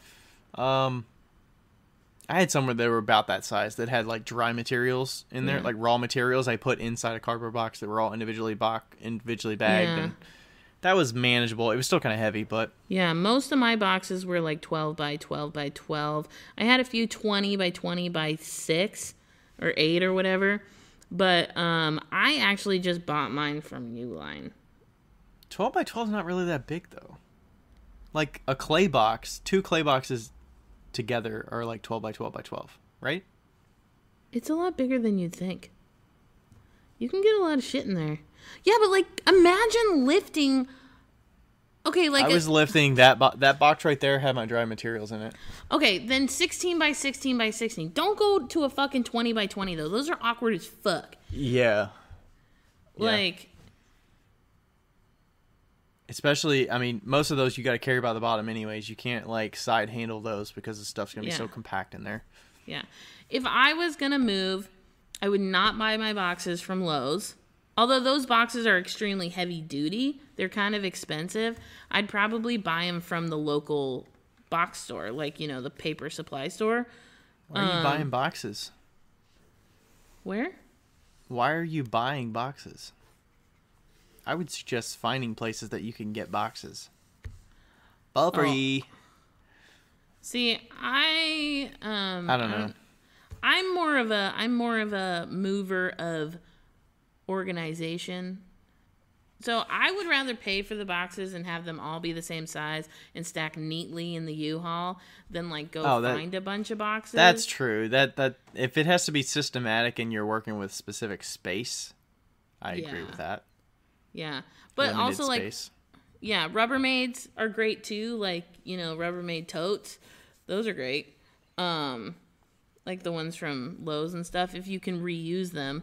But yeah, I'll pay for the boxes every single fucking time. Yeah. I was packing the shit out of my finished piece bin. So like every finished piece bin that I had, I was packing those full with everything that's finished. So that I'm not transporting a bunch of finished stuff. I mean, I did end up having to because I had an entire box of planters that's like huge, and you know, I didn't take it easy on them and like wrap them and layer it with cardboard. I just stacked them all in there, and as long as it was compact in there and they weren't shifting around and moving a lot, they were fine. Now, here's something to go back to what we were talking about. Like, should you keep all your pots or sell all your pots? You moved a lot of finished pots. It's not like you got rid of a ton of pots, you know? Yeah. Because I mostly got rid of bisqueware that was shit. Yeah, because you, like, just moved down the street, you know? It was like... Yeah. Plus, I always have excess finished pots. Right, and there was no... I mean, I always have like 300 or 400 finished pots, or 500, you know. Right, and there was no time in between. Like, let's say you're moving someplace new and you have to pause business for a little while. I think that has to be discussed too. Like, if you're pausing business for a little while versus if you're continuing business as you move, you know? Yes. So that affects whether you're going to be selling a bunch of shit or keeping a bunch of shit, you know? Because the most finished pots you sell, I mean, the less you got to move. So right. But I would rather have. I still had things on the books, like I still had shows on the books, so I had to have pieces finished for those. Plus, I would get way more worrisome to not have any pots, and then you have to get set up in your studio and start making stuff from scratch to have enough for your next show that you have to do or whatever. Yeah. Is there an ideal time of year that you would be preferable to move? Yeah, not in the fucking winter. Don't. Don't. What would you consider the winter? What months are the winter that you're considering that? I don't know. Whenever there's rain or snow. Rain or snow. Don't move in the rain or snow if you can help it. Because I packed up my whole shit in pouring down rain and it was terrible. Like December to March? December I would say February? even November to February. We had the perfect time. I feel like fall is the perfect time to be. Yeah, because it's not too cold and it's not too hot. And also, all your shit at the house is like grass is dying, or you don't have to cut it as much. Mm-hmm. Your trees are dying. I mean, you have leaves that fall, but you don't have outdoor maintenance once the fall hits, really. Yeah. Not here. Yeah. Yeah. So, yeah, I definitely would... if you have to move in Washington, just try to avoid the rainy season. So maybe just move in June or I feel May. like that could be getting picky. We're getting picky. I mean, most people don't have a choice of when they're moving exactly, Yeah. but just yeah, try ideally. to find a day that doesn't involve rain. It's like an art show, Becca. Though you have your date on the calendar. You know when you got your truck coming. Yeah. So it's like, all right, the truck is coming Saturday, rain or shine. I'm not changing it if it's raining. Yeah. I also do think that it's really important to plan it out a little bit. You know, when I moved... Sure, movers, you definitely have to plan ahead. Like, you can't just get somebody within a couple weeks or a week, right? Right. But what I'm saying is, like, let's say you're moving it yourself. And let's say you're moving not only your studio, but your house. Okay, but we're going to talk about just the studio, right? So let's say you have one truck for the studio or one trailer for the studio. What I would do, make sure you're packing everything up And, well, I guess you didn't do this. Like, if you're moving a far distance and you have to use a U-Haul, you know, make sure you're packing everything up and putting it in one location and kind of seeing how things fit together so that once you do get it in the truck, it's easy. You know, you're just like packing up boxes, stacking them up, and Your boxes are already packed, obviously. You're not packing as you're... Yeah, don't pack as you go. Like, pack all of it and then move all of it. You know, don't... if you're moving down the street like Ryan did, you can pack as you go, but I still think it's really important to just pack it all up anyway. It kind of shows you how much stuff you have and gives you an idea of what that space is going to like be looking like, you know? Yeah, I was pretty systematic with it. I feel like I packed up, you know, pack up all my like pottery books. Like I literally don't take but like one book off the shelf a year anyway. So it's like pack those things that you're not touching at all. You never touch, pack those. Throw them like, away. Yeah, I'm not throwing them away, but maybe I'll donate them or something. Packed that stuff up, you know, packed my raw materials up. I'm not mixing glazes anymore for this year or whatever, or before I leave the studio, like pack those up. You know, if you're not making any new stuff, pack your wheels up, unplug them. Don't like tempt yourself to like, oh, I'm just going to make some more stuff. Like, no, just draw, like, no more wet clay. Set a time. Yeah, and like Schedule disconnect the wheels, move the wheels out of the room so you can clear out that space. I think planning is really important. Like, it takes a lot of planning to move a studio, especially if you're working through it. And like you did. And like setting dates is super important and sticking to those dates. Yeah. I think I said like no more wet clay October 1st or something. Yeah. And then, well, we closed on the house October 24th, I think. But we were still getting the studio, like, we still were getting the house ready to list and stuff. So I was like, hey, we're going to close on this 24th, but I don't want to do any wet clay into October because I know I had plenty to glaze and stuff like that. So I think that's what it was, October. Maybe it was through October and then I didn't make anything in November. Yeah. What was the first thing you moved in? Like, if you move it in sections. So, like, when I moved my home studio to the store, the first thing I moved in was my wheel because I needed to start throwing. No, mine wasn't the wheel. Mine was...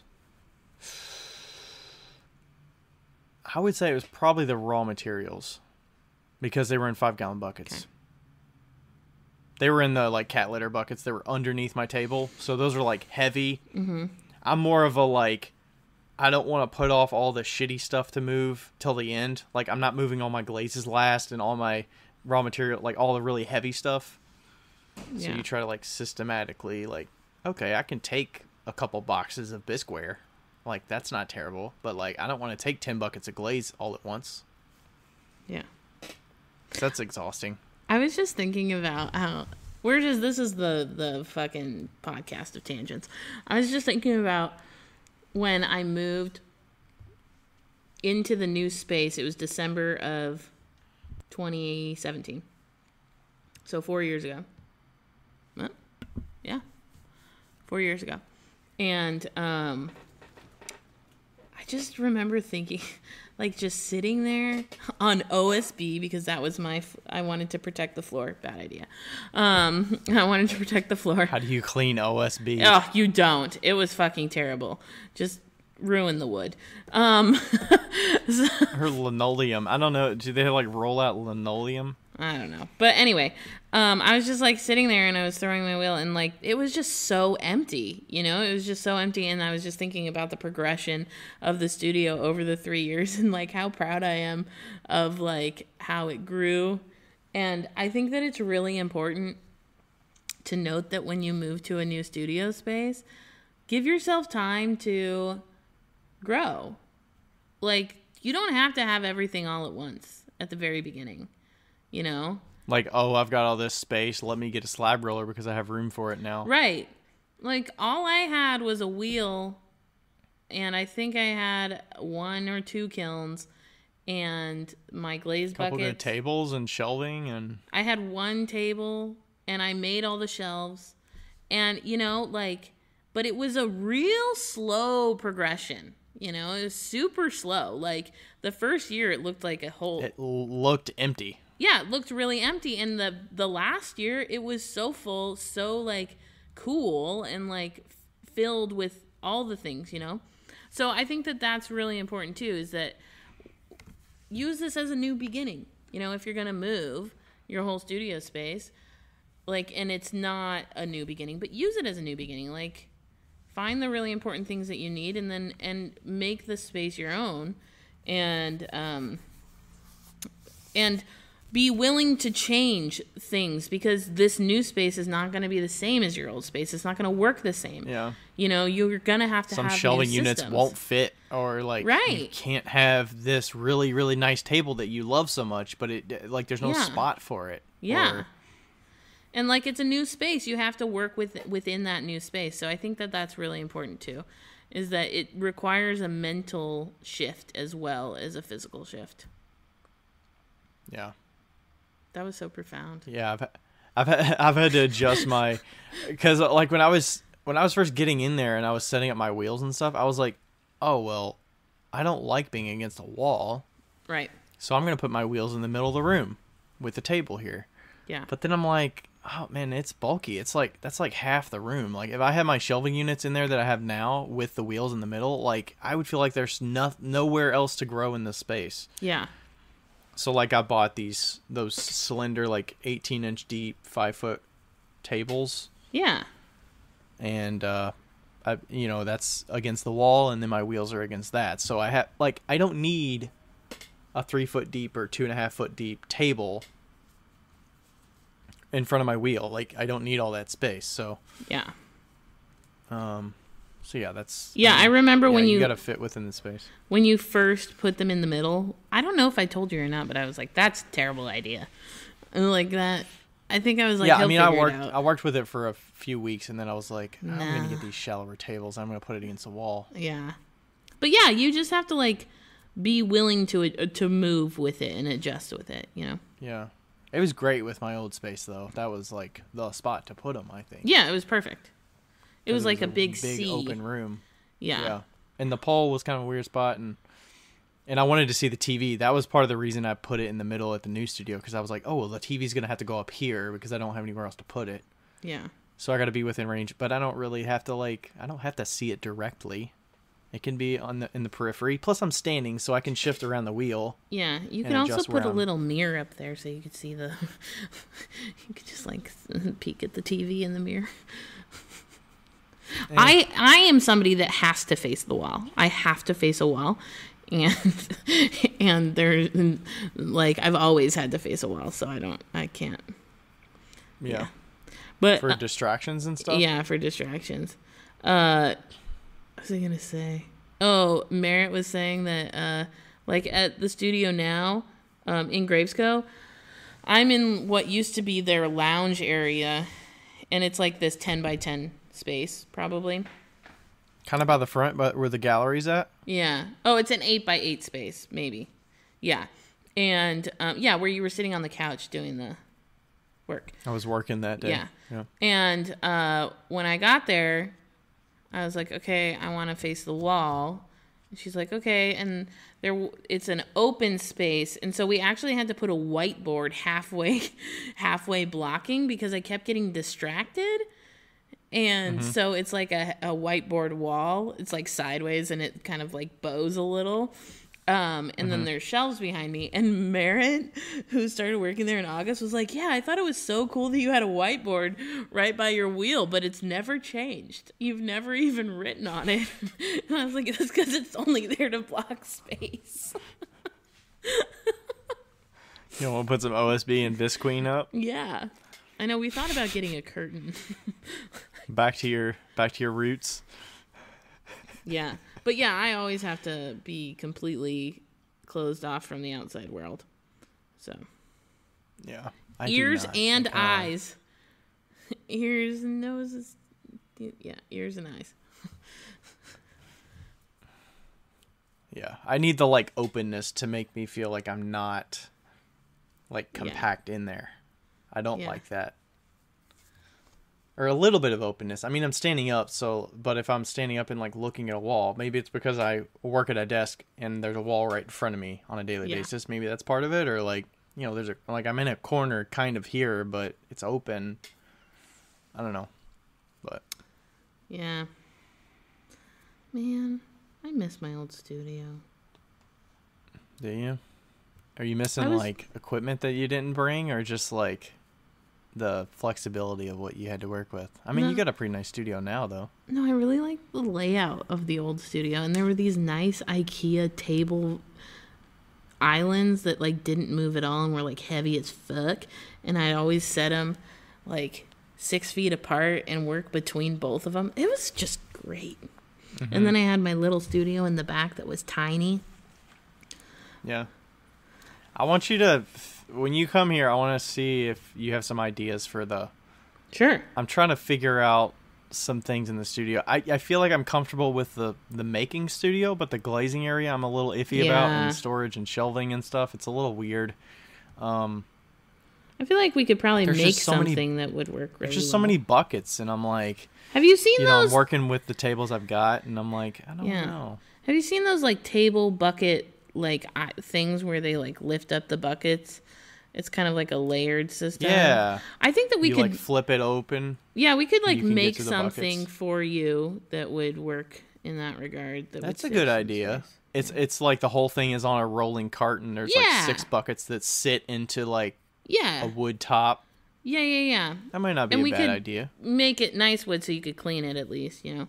Yeah, I think that and that's another thing is like you like space savings solutions or yeah. I'm also figuring out like shelving. I'm like, the one shelf that I have Bisqueware on now is not big enough because I definitely fill more than one shelf of Bisqueware. So I'm like, you know, do I need to buy more shelving? Like, do I have... I mean, I got this rolling cart here, but I'm like, I don't know if that needs to go in there or if I need to use that for storage in the storage area of the basement that we need to use for actual organizing that stuff. Right, and I think that, like, also in a space like that, I don't know how tall it is, but you can utilize the ceiling if you just drop down some boards, and then you can, like, store up top. And yeah, the ceiling's not super high. It's probably like 8 foot maybe. Okay. Well, we can look at it. But yeah, there's like a lot of options, and you have that little space on the side too that you could potentially use for storage, for like long-term storage. I have stuff in there in the corner. Good, yeah. There's I've got all my rose and my rose bags and my cub bags in there. Nice. Yeah. I mean, like, there's a lot of ways to do it, and like. You know, especially if you have like a shipping area or something, like my friend... That was something I forgot about, yeah. Yeah, my friend, like, you have to decide where you're going to have your shipping area if you do online shipping.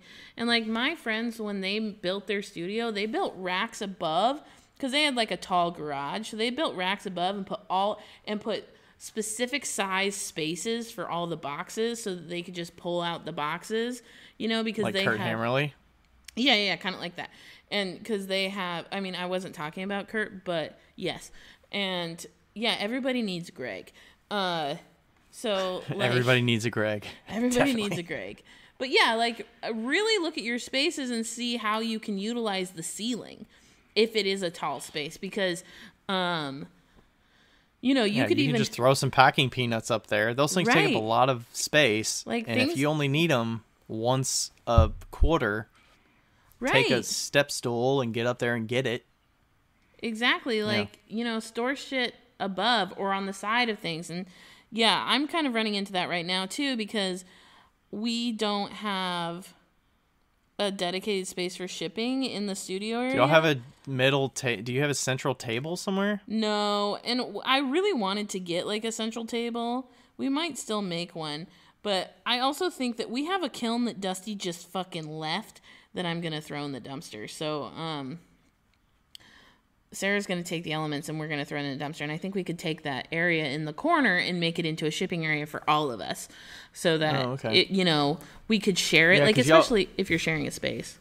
Yeah, I mean, if there was only 2 of you in there, you could easily put a table out somewhere that wouldn't interfere with anybody's space. But there's 3 of you now. I mean, do you have like a central spot that you could? Yeah, or, well, there's... It would just be kind of... You'd have to keep it clean and not use it for other stuff. And Yeah, there's 3 of us now, and there's actually 4 of us. One of them doesn't pay for rent because I'd already told Allie she could share the studio with me before Merritt and Sarah even came. So that was kind of like part of the deal. And then in January, she's leaving. So... Okay. Yeah, but so yeah, having a dedicated space with boxes and packing stuff is definitely nice. Like all of my packing stuff is inside the basement area. Yeah. I don't go into it doesn't go into my studio. It's not getting dusty and all that shit. Yeah. I mean, I do pretty much just pack it at my desk that I work at, which is a decent surface for not too many packages. And then the printer. Oh, I didn't tell you. I got a new can you see that in the background? You can't see that. The white thing right there? Hey. That's a new Rollo wireless printer. They have a wireless printer? Yeah. Well, Did they it's sponsor plugged you in the for wall, but it's wireless. They actually sent it to me. I was like a trial beta tester. I couldn't tell anybody until it was live, so. That's fucking dope. Do you love it? It's sweet. Yeah, it's great. It prints out perfectly. It doesn't get caught. I basically do everything on my computer here, and then I print, and it prints on there. It doesn't have to be wired. Can they send me one, too? Can we do a sponsorship for the podcast? Hello? Hello, Rollo. Hello. They just released it like a week and a half ago, and it's sold out. Like, gone. How much is it? I don't know. What is it? $200? $250? Rollo, More than that? $279. $279. Same as the What's the old one? What's the old one? Additional inventory available in 2 hours, 55 minutes, and 50 seconds. Oh, so they're adding more? Wow. Yeah. Well, that's really cool. At midnight. Ryan, look at you with all your opportunities and sponsorships. You can use my old one if you need it. I have one. I actually took my Dymo labeler to the studio for the girls to use, too. Rebecca said something about UPS actually will give you a printer if you use enough UPS shit. That's sweet. Like a label printer. Yeah. But yeah, having a dedicated, or at least having an idea where you're going to ship stuff, because, I mean, I'm sure some people ship in their living spaces a lot because they just don't have a dedicated space that's outside their studio, or that's in their studio. And it's too dirty and dusty, and your finished pots are getting stuff all over them. Even if you just have a table that you can flip out just to ship, I don't know. And I also had to consider, like, where am I going to store all of my pots for shows? It's a little iffy right now because they are all in the basement. So when I do a show, I have to walk them up and put them in the car. Or, take them out the walkout and walk around the side of the house to put them in the car. But I'm thinking I might store some of it in the garage. Longer term, but we'll see how the shelving situation is there. But, yeah. Let's see. The only other questions, will you immediately have a place? I need to read something. I need to read something. Okay. How to get the Zebra LP 28444 for free from UPS. Set up an online account with UPS. Head over to ups.com and enter the required information or create that account. Once you have the account, you'll need to call UPS Customer Service Center on 1-800-742-5877. They are available Monday through Friday, 7 a.m. to 9 p.m. The automated response will ask if you want shipping information or track a package. Press 0 on your keypad to speak to a customer service representative. Ask to speak to an account manager in order to set up an account. The account manager will walk you through the steps in opening your account. Once your account is open, speak to the account manager about renting a printer from UPS. The standard rental amount for a UPS thermal printer is $2 per week, but the account manager has the ability to waive the fee entirely for customers who ship in high volume. What's considered high volume? Like what we do. I don't know. Like what Rebecca does, like shipping like Yeah, yeah, yeah. 100 packages a day. That's 100 a day. I don't know what they ship a day. Probably like 30 to 40 a day. Nuts. I mean, I probably pack like 10 a week, maybe. Yeah, but it's been more lately, but yeah, that's probably not high enough volume for 10 a week, but even though, yeah, but like that, that's pretty interesting. So like, if you're listening and you do have a high volume, that's a way to get a free label printer. The more you know. Yeah. Also, the way that I initially did it, I'm pretty sure Andrew told me about the Rolo thing. So reach out to them and say, hey, I would like to. I forget what it was, but it was something about advertising and sharing. Yes. Like try it out and sharing. Yeah, Andrew, my best friend Andrew, not Andrew Linderman, was the one who told you about the Rolo thing. He got sponsored through, I think it was TikTok for his shipping stuff, and then you got sponsored. I probably could have gotten sponsored, but I'm in the know now. I You're got in the the know. Rolo connection. Oh shit. The Rolo connection. Dude on the other side. That'll be our ad, Becca. You'll just have to sing that.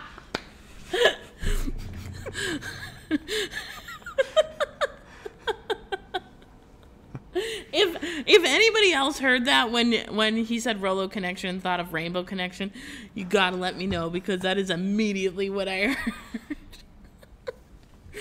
I was singing like ludicrous, like roll out, but you're like Rolo, Rolo. By the way, speaking of Rolos, did you ever eat the Rolo candy? Do you know what I'm talking Are about? you fucking kidding me? Those are the best ones. They're so good. Chocolate covered caramels. Yeah. Delicious. Ooh, Oh man. I wonder if I could send you caramel in the mail, or I could just come down. Did you say with it. caramel or caramel? Caramel?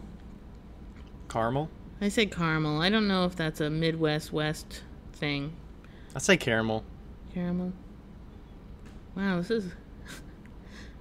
We're doing great today. Okay, so we got the UPS thing. Becca gave you the blog read of how to do the UPS thing. Yeah.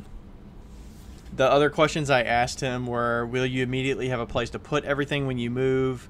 Do you have a bigger studio than you currently have, smaller, or do you need to build a studio? So Yeah. kind of factors in with like, do you have space to put stuff when you get there, or there's also like, do you need to make when you get there? Right. You also need to think about we kind of mentioned the water a little bit, but you also need to figure out like, is electrical going to be accessible? Like, Huge. how much is it going to cost you, and like, where can you put this? Because when you get that thing hooked up, you don't want to be moving it. So you don't want to be like, oh, I'm just going to hook it up in this spot for the time being, because it's going to cost you a lot of money to wire that anyways. Yeah. Yeah. So electrical should be definitely. the first thing. Like, you should even look up electrical, or have somebody come out to the house before you even fucking buy the house. Because that can fuck If you look in the box over. and it's like, oh, well, the box isn't equipped to take a 40 amp breaker because the breaker box is full, or the whole house only runs on 150 and it's currently running 120 to it, or 100 and or all the spots are full or something. Like, you'd have to get a major electrical overhaul to get it working, and that can add the big bucks. You had to rewire some stuff at the studio, right? Yeah. What was that for? What was it running on, and what? Wait, the new studio? No, didn't you have the big power update that you had to do at your old studio in Washington? Yeah. Okay, so originally, I moved into the studio. Well, I looked at the studio, and then I was like, there's not enough power. And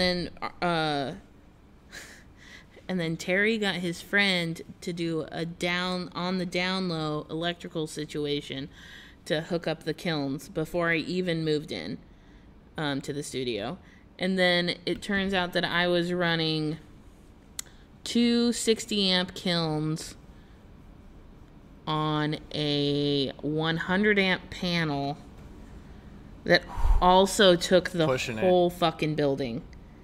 Oh my god. Wait, there's 100 amps for the whole building?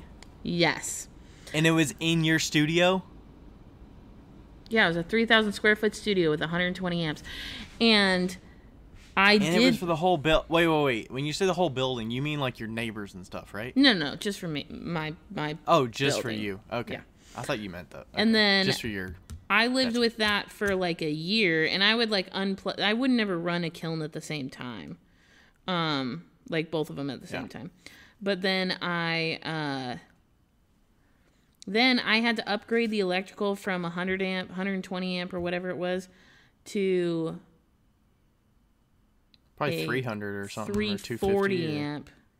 340. 340, and then they hooked in the 80 amp. No, the big kiln was 100 amp hardwired, and then the other two were not hardwired. Big kiln was 100. The oval kiln was 100 amps. It was 80 amps, but requires 100 amps. Oh my god. Yeah. That wiring would be ridiculous. It was like this thick. It was like probably the size of Fuck. a half dollar. No, bigger than a half dollar. Yeah.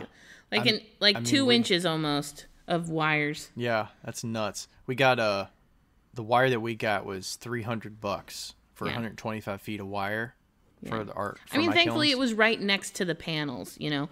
But it cost me $8,000, $10,000 for the whole electrical situation. And that was because you were running 3 kilns.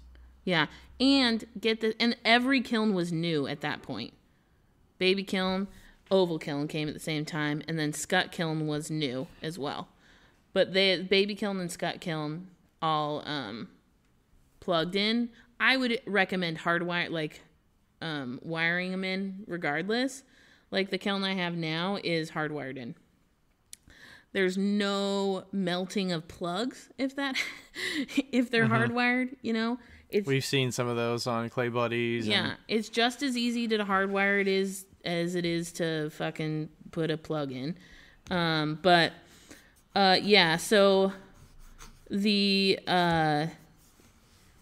it was a lot. Like the electrician literally came into my studio and he was like, he like walked in.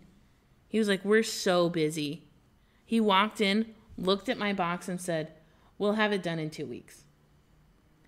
Because he was like, "You're going to burn your fucking building down." That's how bad it was. And Terry didn't even pay for any of it. I'm like, "You put me at risk, you motherfucker." Like, yeah. Lucky by him. Having a box that was insufficient?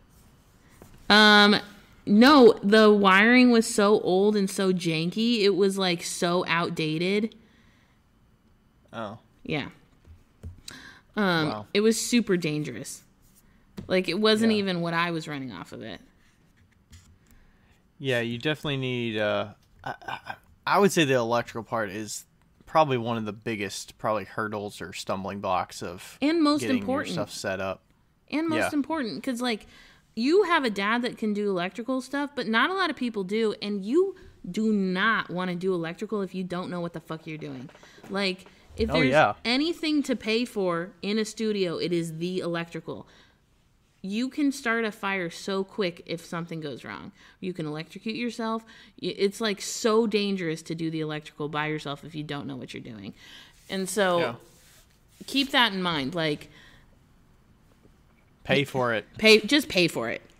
I mean, we had to pay for an electrician to do the stuff for the house that we're selling because they want a licensed electrician on paper that can give you a receipt, and it gives, liabilities and stuff like that. So they had to do that for hardwiring the water heater that they had to install, electrical water heater. So, and if I had ever turned in the plans to the city for my permits, which I never did, they would also need an electrician. Yeah, they need a licensed electrician that knows what the hell they're doing. Yeah. No, it's super important. Super duper important. So, if we can advise you in anything, pay for the electrician. That's what we advise. Yes. Yeah. Even honestly, especially if it's not your own space, I wouldn't do it under the table, regardless of who you know, because having the permits there is really important. They can.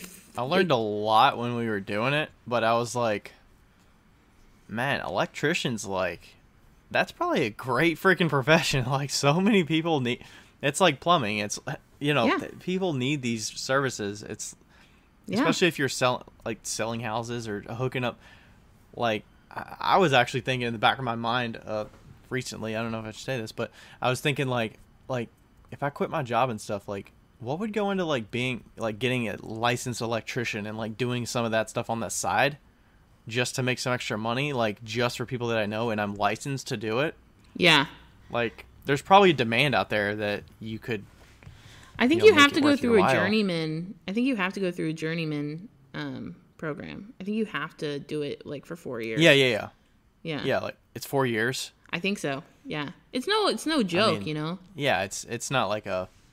I thought maybe it was like a year or something that you'd go do some classes and learn all the scientific stuff of it and Isn't Are you Googling it or something? Yep. Isn't Paul Blaze an electrician? I don't know. Okay. Generally speaking, electricians in most Indiana counties need about 4 years of work experience under the supervision of a master electrician, as well as 150 hours of classroom instruction each year before they can take the journeyman or residential electrician exam. Damn. Yeah, so you have to work under people. Mm-hmm. That's why the electrician guy that actually did my the stuff at our house was he was like, yeah, I'm just spread so thin because I had a guy work for me that left and he started his own thing. Yeah. I thought he was gonna, be here for a long time and be my right hand man kind of thing. And then he left. So he must have got to that point where he was like, okay, I'm licensed now, or whatever. Yeah. I know somebody who was an accountant who became an electrician and he fucking loves it. Yeah. Yeah. Anyway. I think we're done. Oh, the last question. Do you need to consider renting a studio until you can have another home studio? You could. Do a lot of people do that? I don't know. Like they get in there and they're like, I can't make this work. Or like maybe you go rent at a community studio so that you can fire pots. Have regularity. Yeah. That makes sense. Like at least rent access to a kiln. Yeah. It's like rent. I kind of think of it like renting an apartment or a house while you're getting your house built or something like. You can always set up. You don't have a permanent thing. Yeah, you can always set up a wheel anywhere. That's what I say. You can always set up a wheel anywhere. You can make a makeshift studio anywhere with a wheel, but you can't put a kiln everywhere. Like when I first moved to Gold Bar, I was in a 1-bedroom apartment. And my wheel was 3 feet away from my bed. And I made it work, although I will, if you are in a 1-bedroom apartment, if you ever get clay in your dishwasher, it will never leave. Just forewarning. It just travels to all the other pots and pans. Yeah. Yeah, I mean, that makes sense. Yeah, I mean, yeah. Yeah. Quality. This is quality podcasting we're doing right now. Would you ever just not have... I'm sure a lot of people, just don't have kilns, right? So they transport? Yeah. Chris Birch doesn't have a kiln? I feel like that would suck. Yeah. When I first started doing pots, I didn't have a kiln.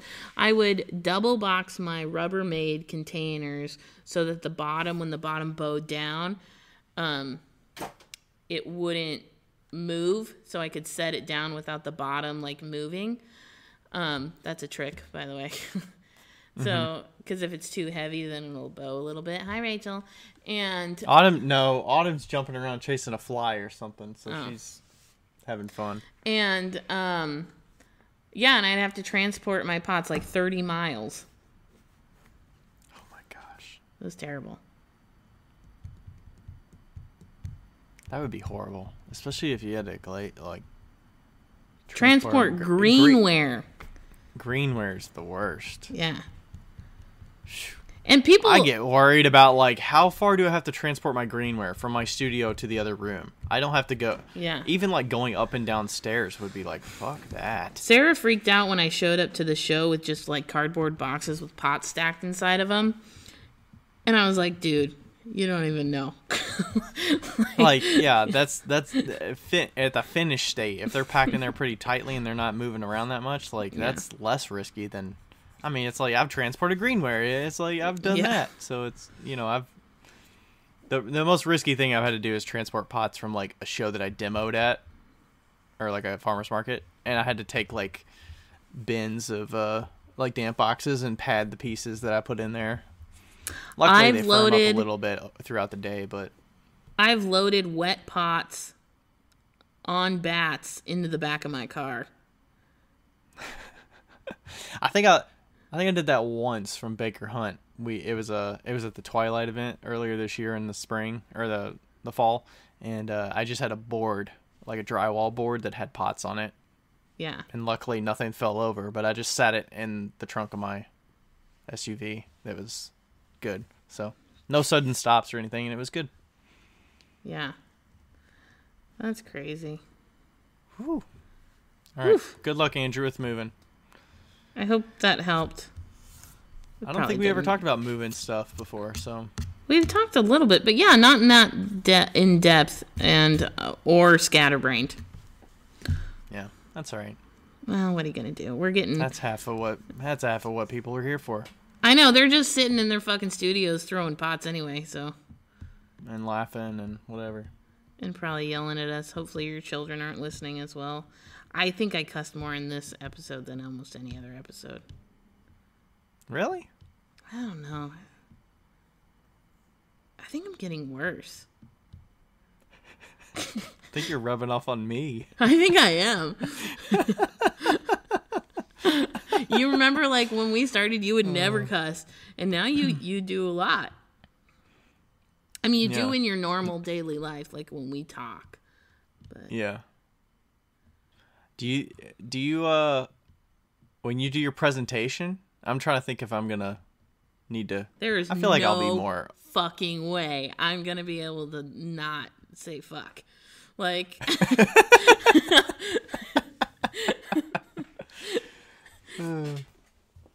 I'll just tell you right now, there's no fucking way I'm not cussing up here. So if you don't like it, just leave. There's no other presentation for you to go to except the long-term demo, but go over there. Scoot your booty on over. Make room. Plenty of seats up front. I promise I don't spit. For those of you who don't know, me and Ryan will be at ClayCon West on January 14th, 15th, 16th? Yes. Yeah. And in St. George, Utah. In St. George, Utah. So if you're near there in Las Vegas or anything like that, we'll be there. It's at the beautiful Dixie Convention Center. Yeah. I think is what it's called. And Joe Bott puts it on. And yeah, it's going to be great. I'm teaching on efficiencies while throwing, and Ryan is speaking on business. I thought maybe you knew. Different ways to sell. So I'll be talking about, consignment, wholesale, art shows, online. I honestly have not made my presentation yet, but it will include a lot of ways to sell and pros and cons of all of them. So. I also have not made my presentation, nor will I. So, yeah. But I'll have mine prepared and stuff. But Andrew's not going to be here. I'm hoping to get a lot of. Oh, go on. What? Andrew Linderman will not. He was my show dummy for the show. I mean, I did a little bit, and you kind of show dummied me. I did. If you want to, I'm sure you can get some confident people out there that'll want to show dummy. Yeah. I can start the show dummy. Okay. And throw pots, and you critique my throwing. Okay. And if you want, your throwing is hard to critique. Maybe I can convince Chris to do it. Yeah. There you go. I bet Chris will do it. Yeah. He'll probably enjoy it. He'll like. It's hard to critique your throwing because I see it every day. You know. Yeah. Yeah. So, yeah, and then I'll be talking about pros and cons of selling, and then maybe I'll get some Q&A. I don't know. I kind of hope each of these are like an hour and a half. It feels like it's a way longer presentation than most of these are. Like most conferences in Sika and stuff, they're like 30 to 45 minutes, and they're like so like tightly compact that it's like, okay, on to the next presentation. But these are more loosey goosey and got more time to actually talk at length. So. Yeah, sure. It'll feel weird filling up an hour and a half, but I think we can get there. I mean, I can talk on here for however long with you, and doesn't feel like it's that long, but hopefully get some questions and stuff in there. Yeah. Yes, looking forward to that. Hopefully meet some of y'all out there. I'll have some stickers. I don't know if you still have stickers. I don't think we'll have any Wheel Talk swag, but stickers will be there. Yeah. I still want to get a stamp. I want to get a stamp that I can stamp some pots with Wheel Talk on them. I know. Maybe cool. Okay. We should go. All right. It's been 2 hours. We're just ad-libbing on here. All right. Thanks, everybody, for listening. Yeah, thanks. Bye. Bye. Yo, higgity, yo. It's Becca here. Hey, just so you know, thank you for listening. And also, we have... What do we have again? A Patreon. We have a Patreon that you should go, and if you want to donate to, you could donate to it. If you don't, that's cool too. But just Google Wheel Talk Podcast Patreon. Don't do the other one, because there is a Wheel Talk on Patreon, but it's not us. So make sure you get the right one. It's in the show notes. And also, leave us a review because they're fun to read. Okay, bye!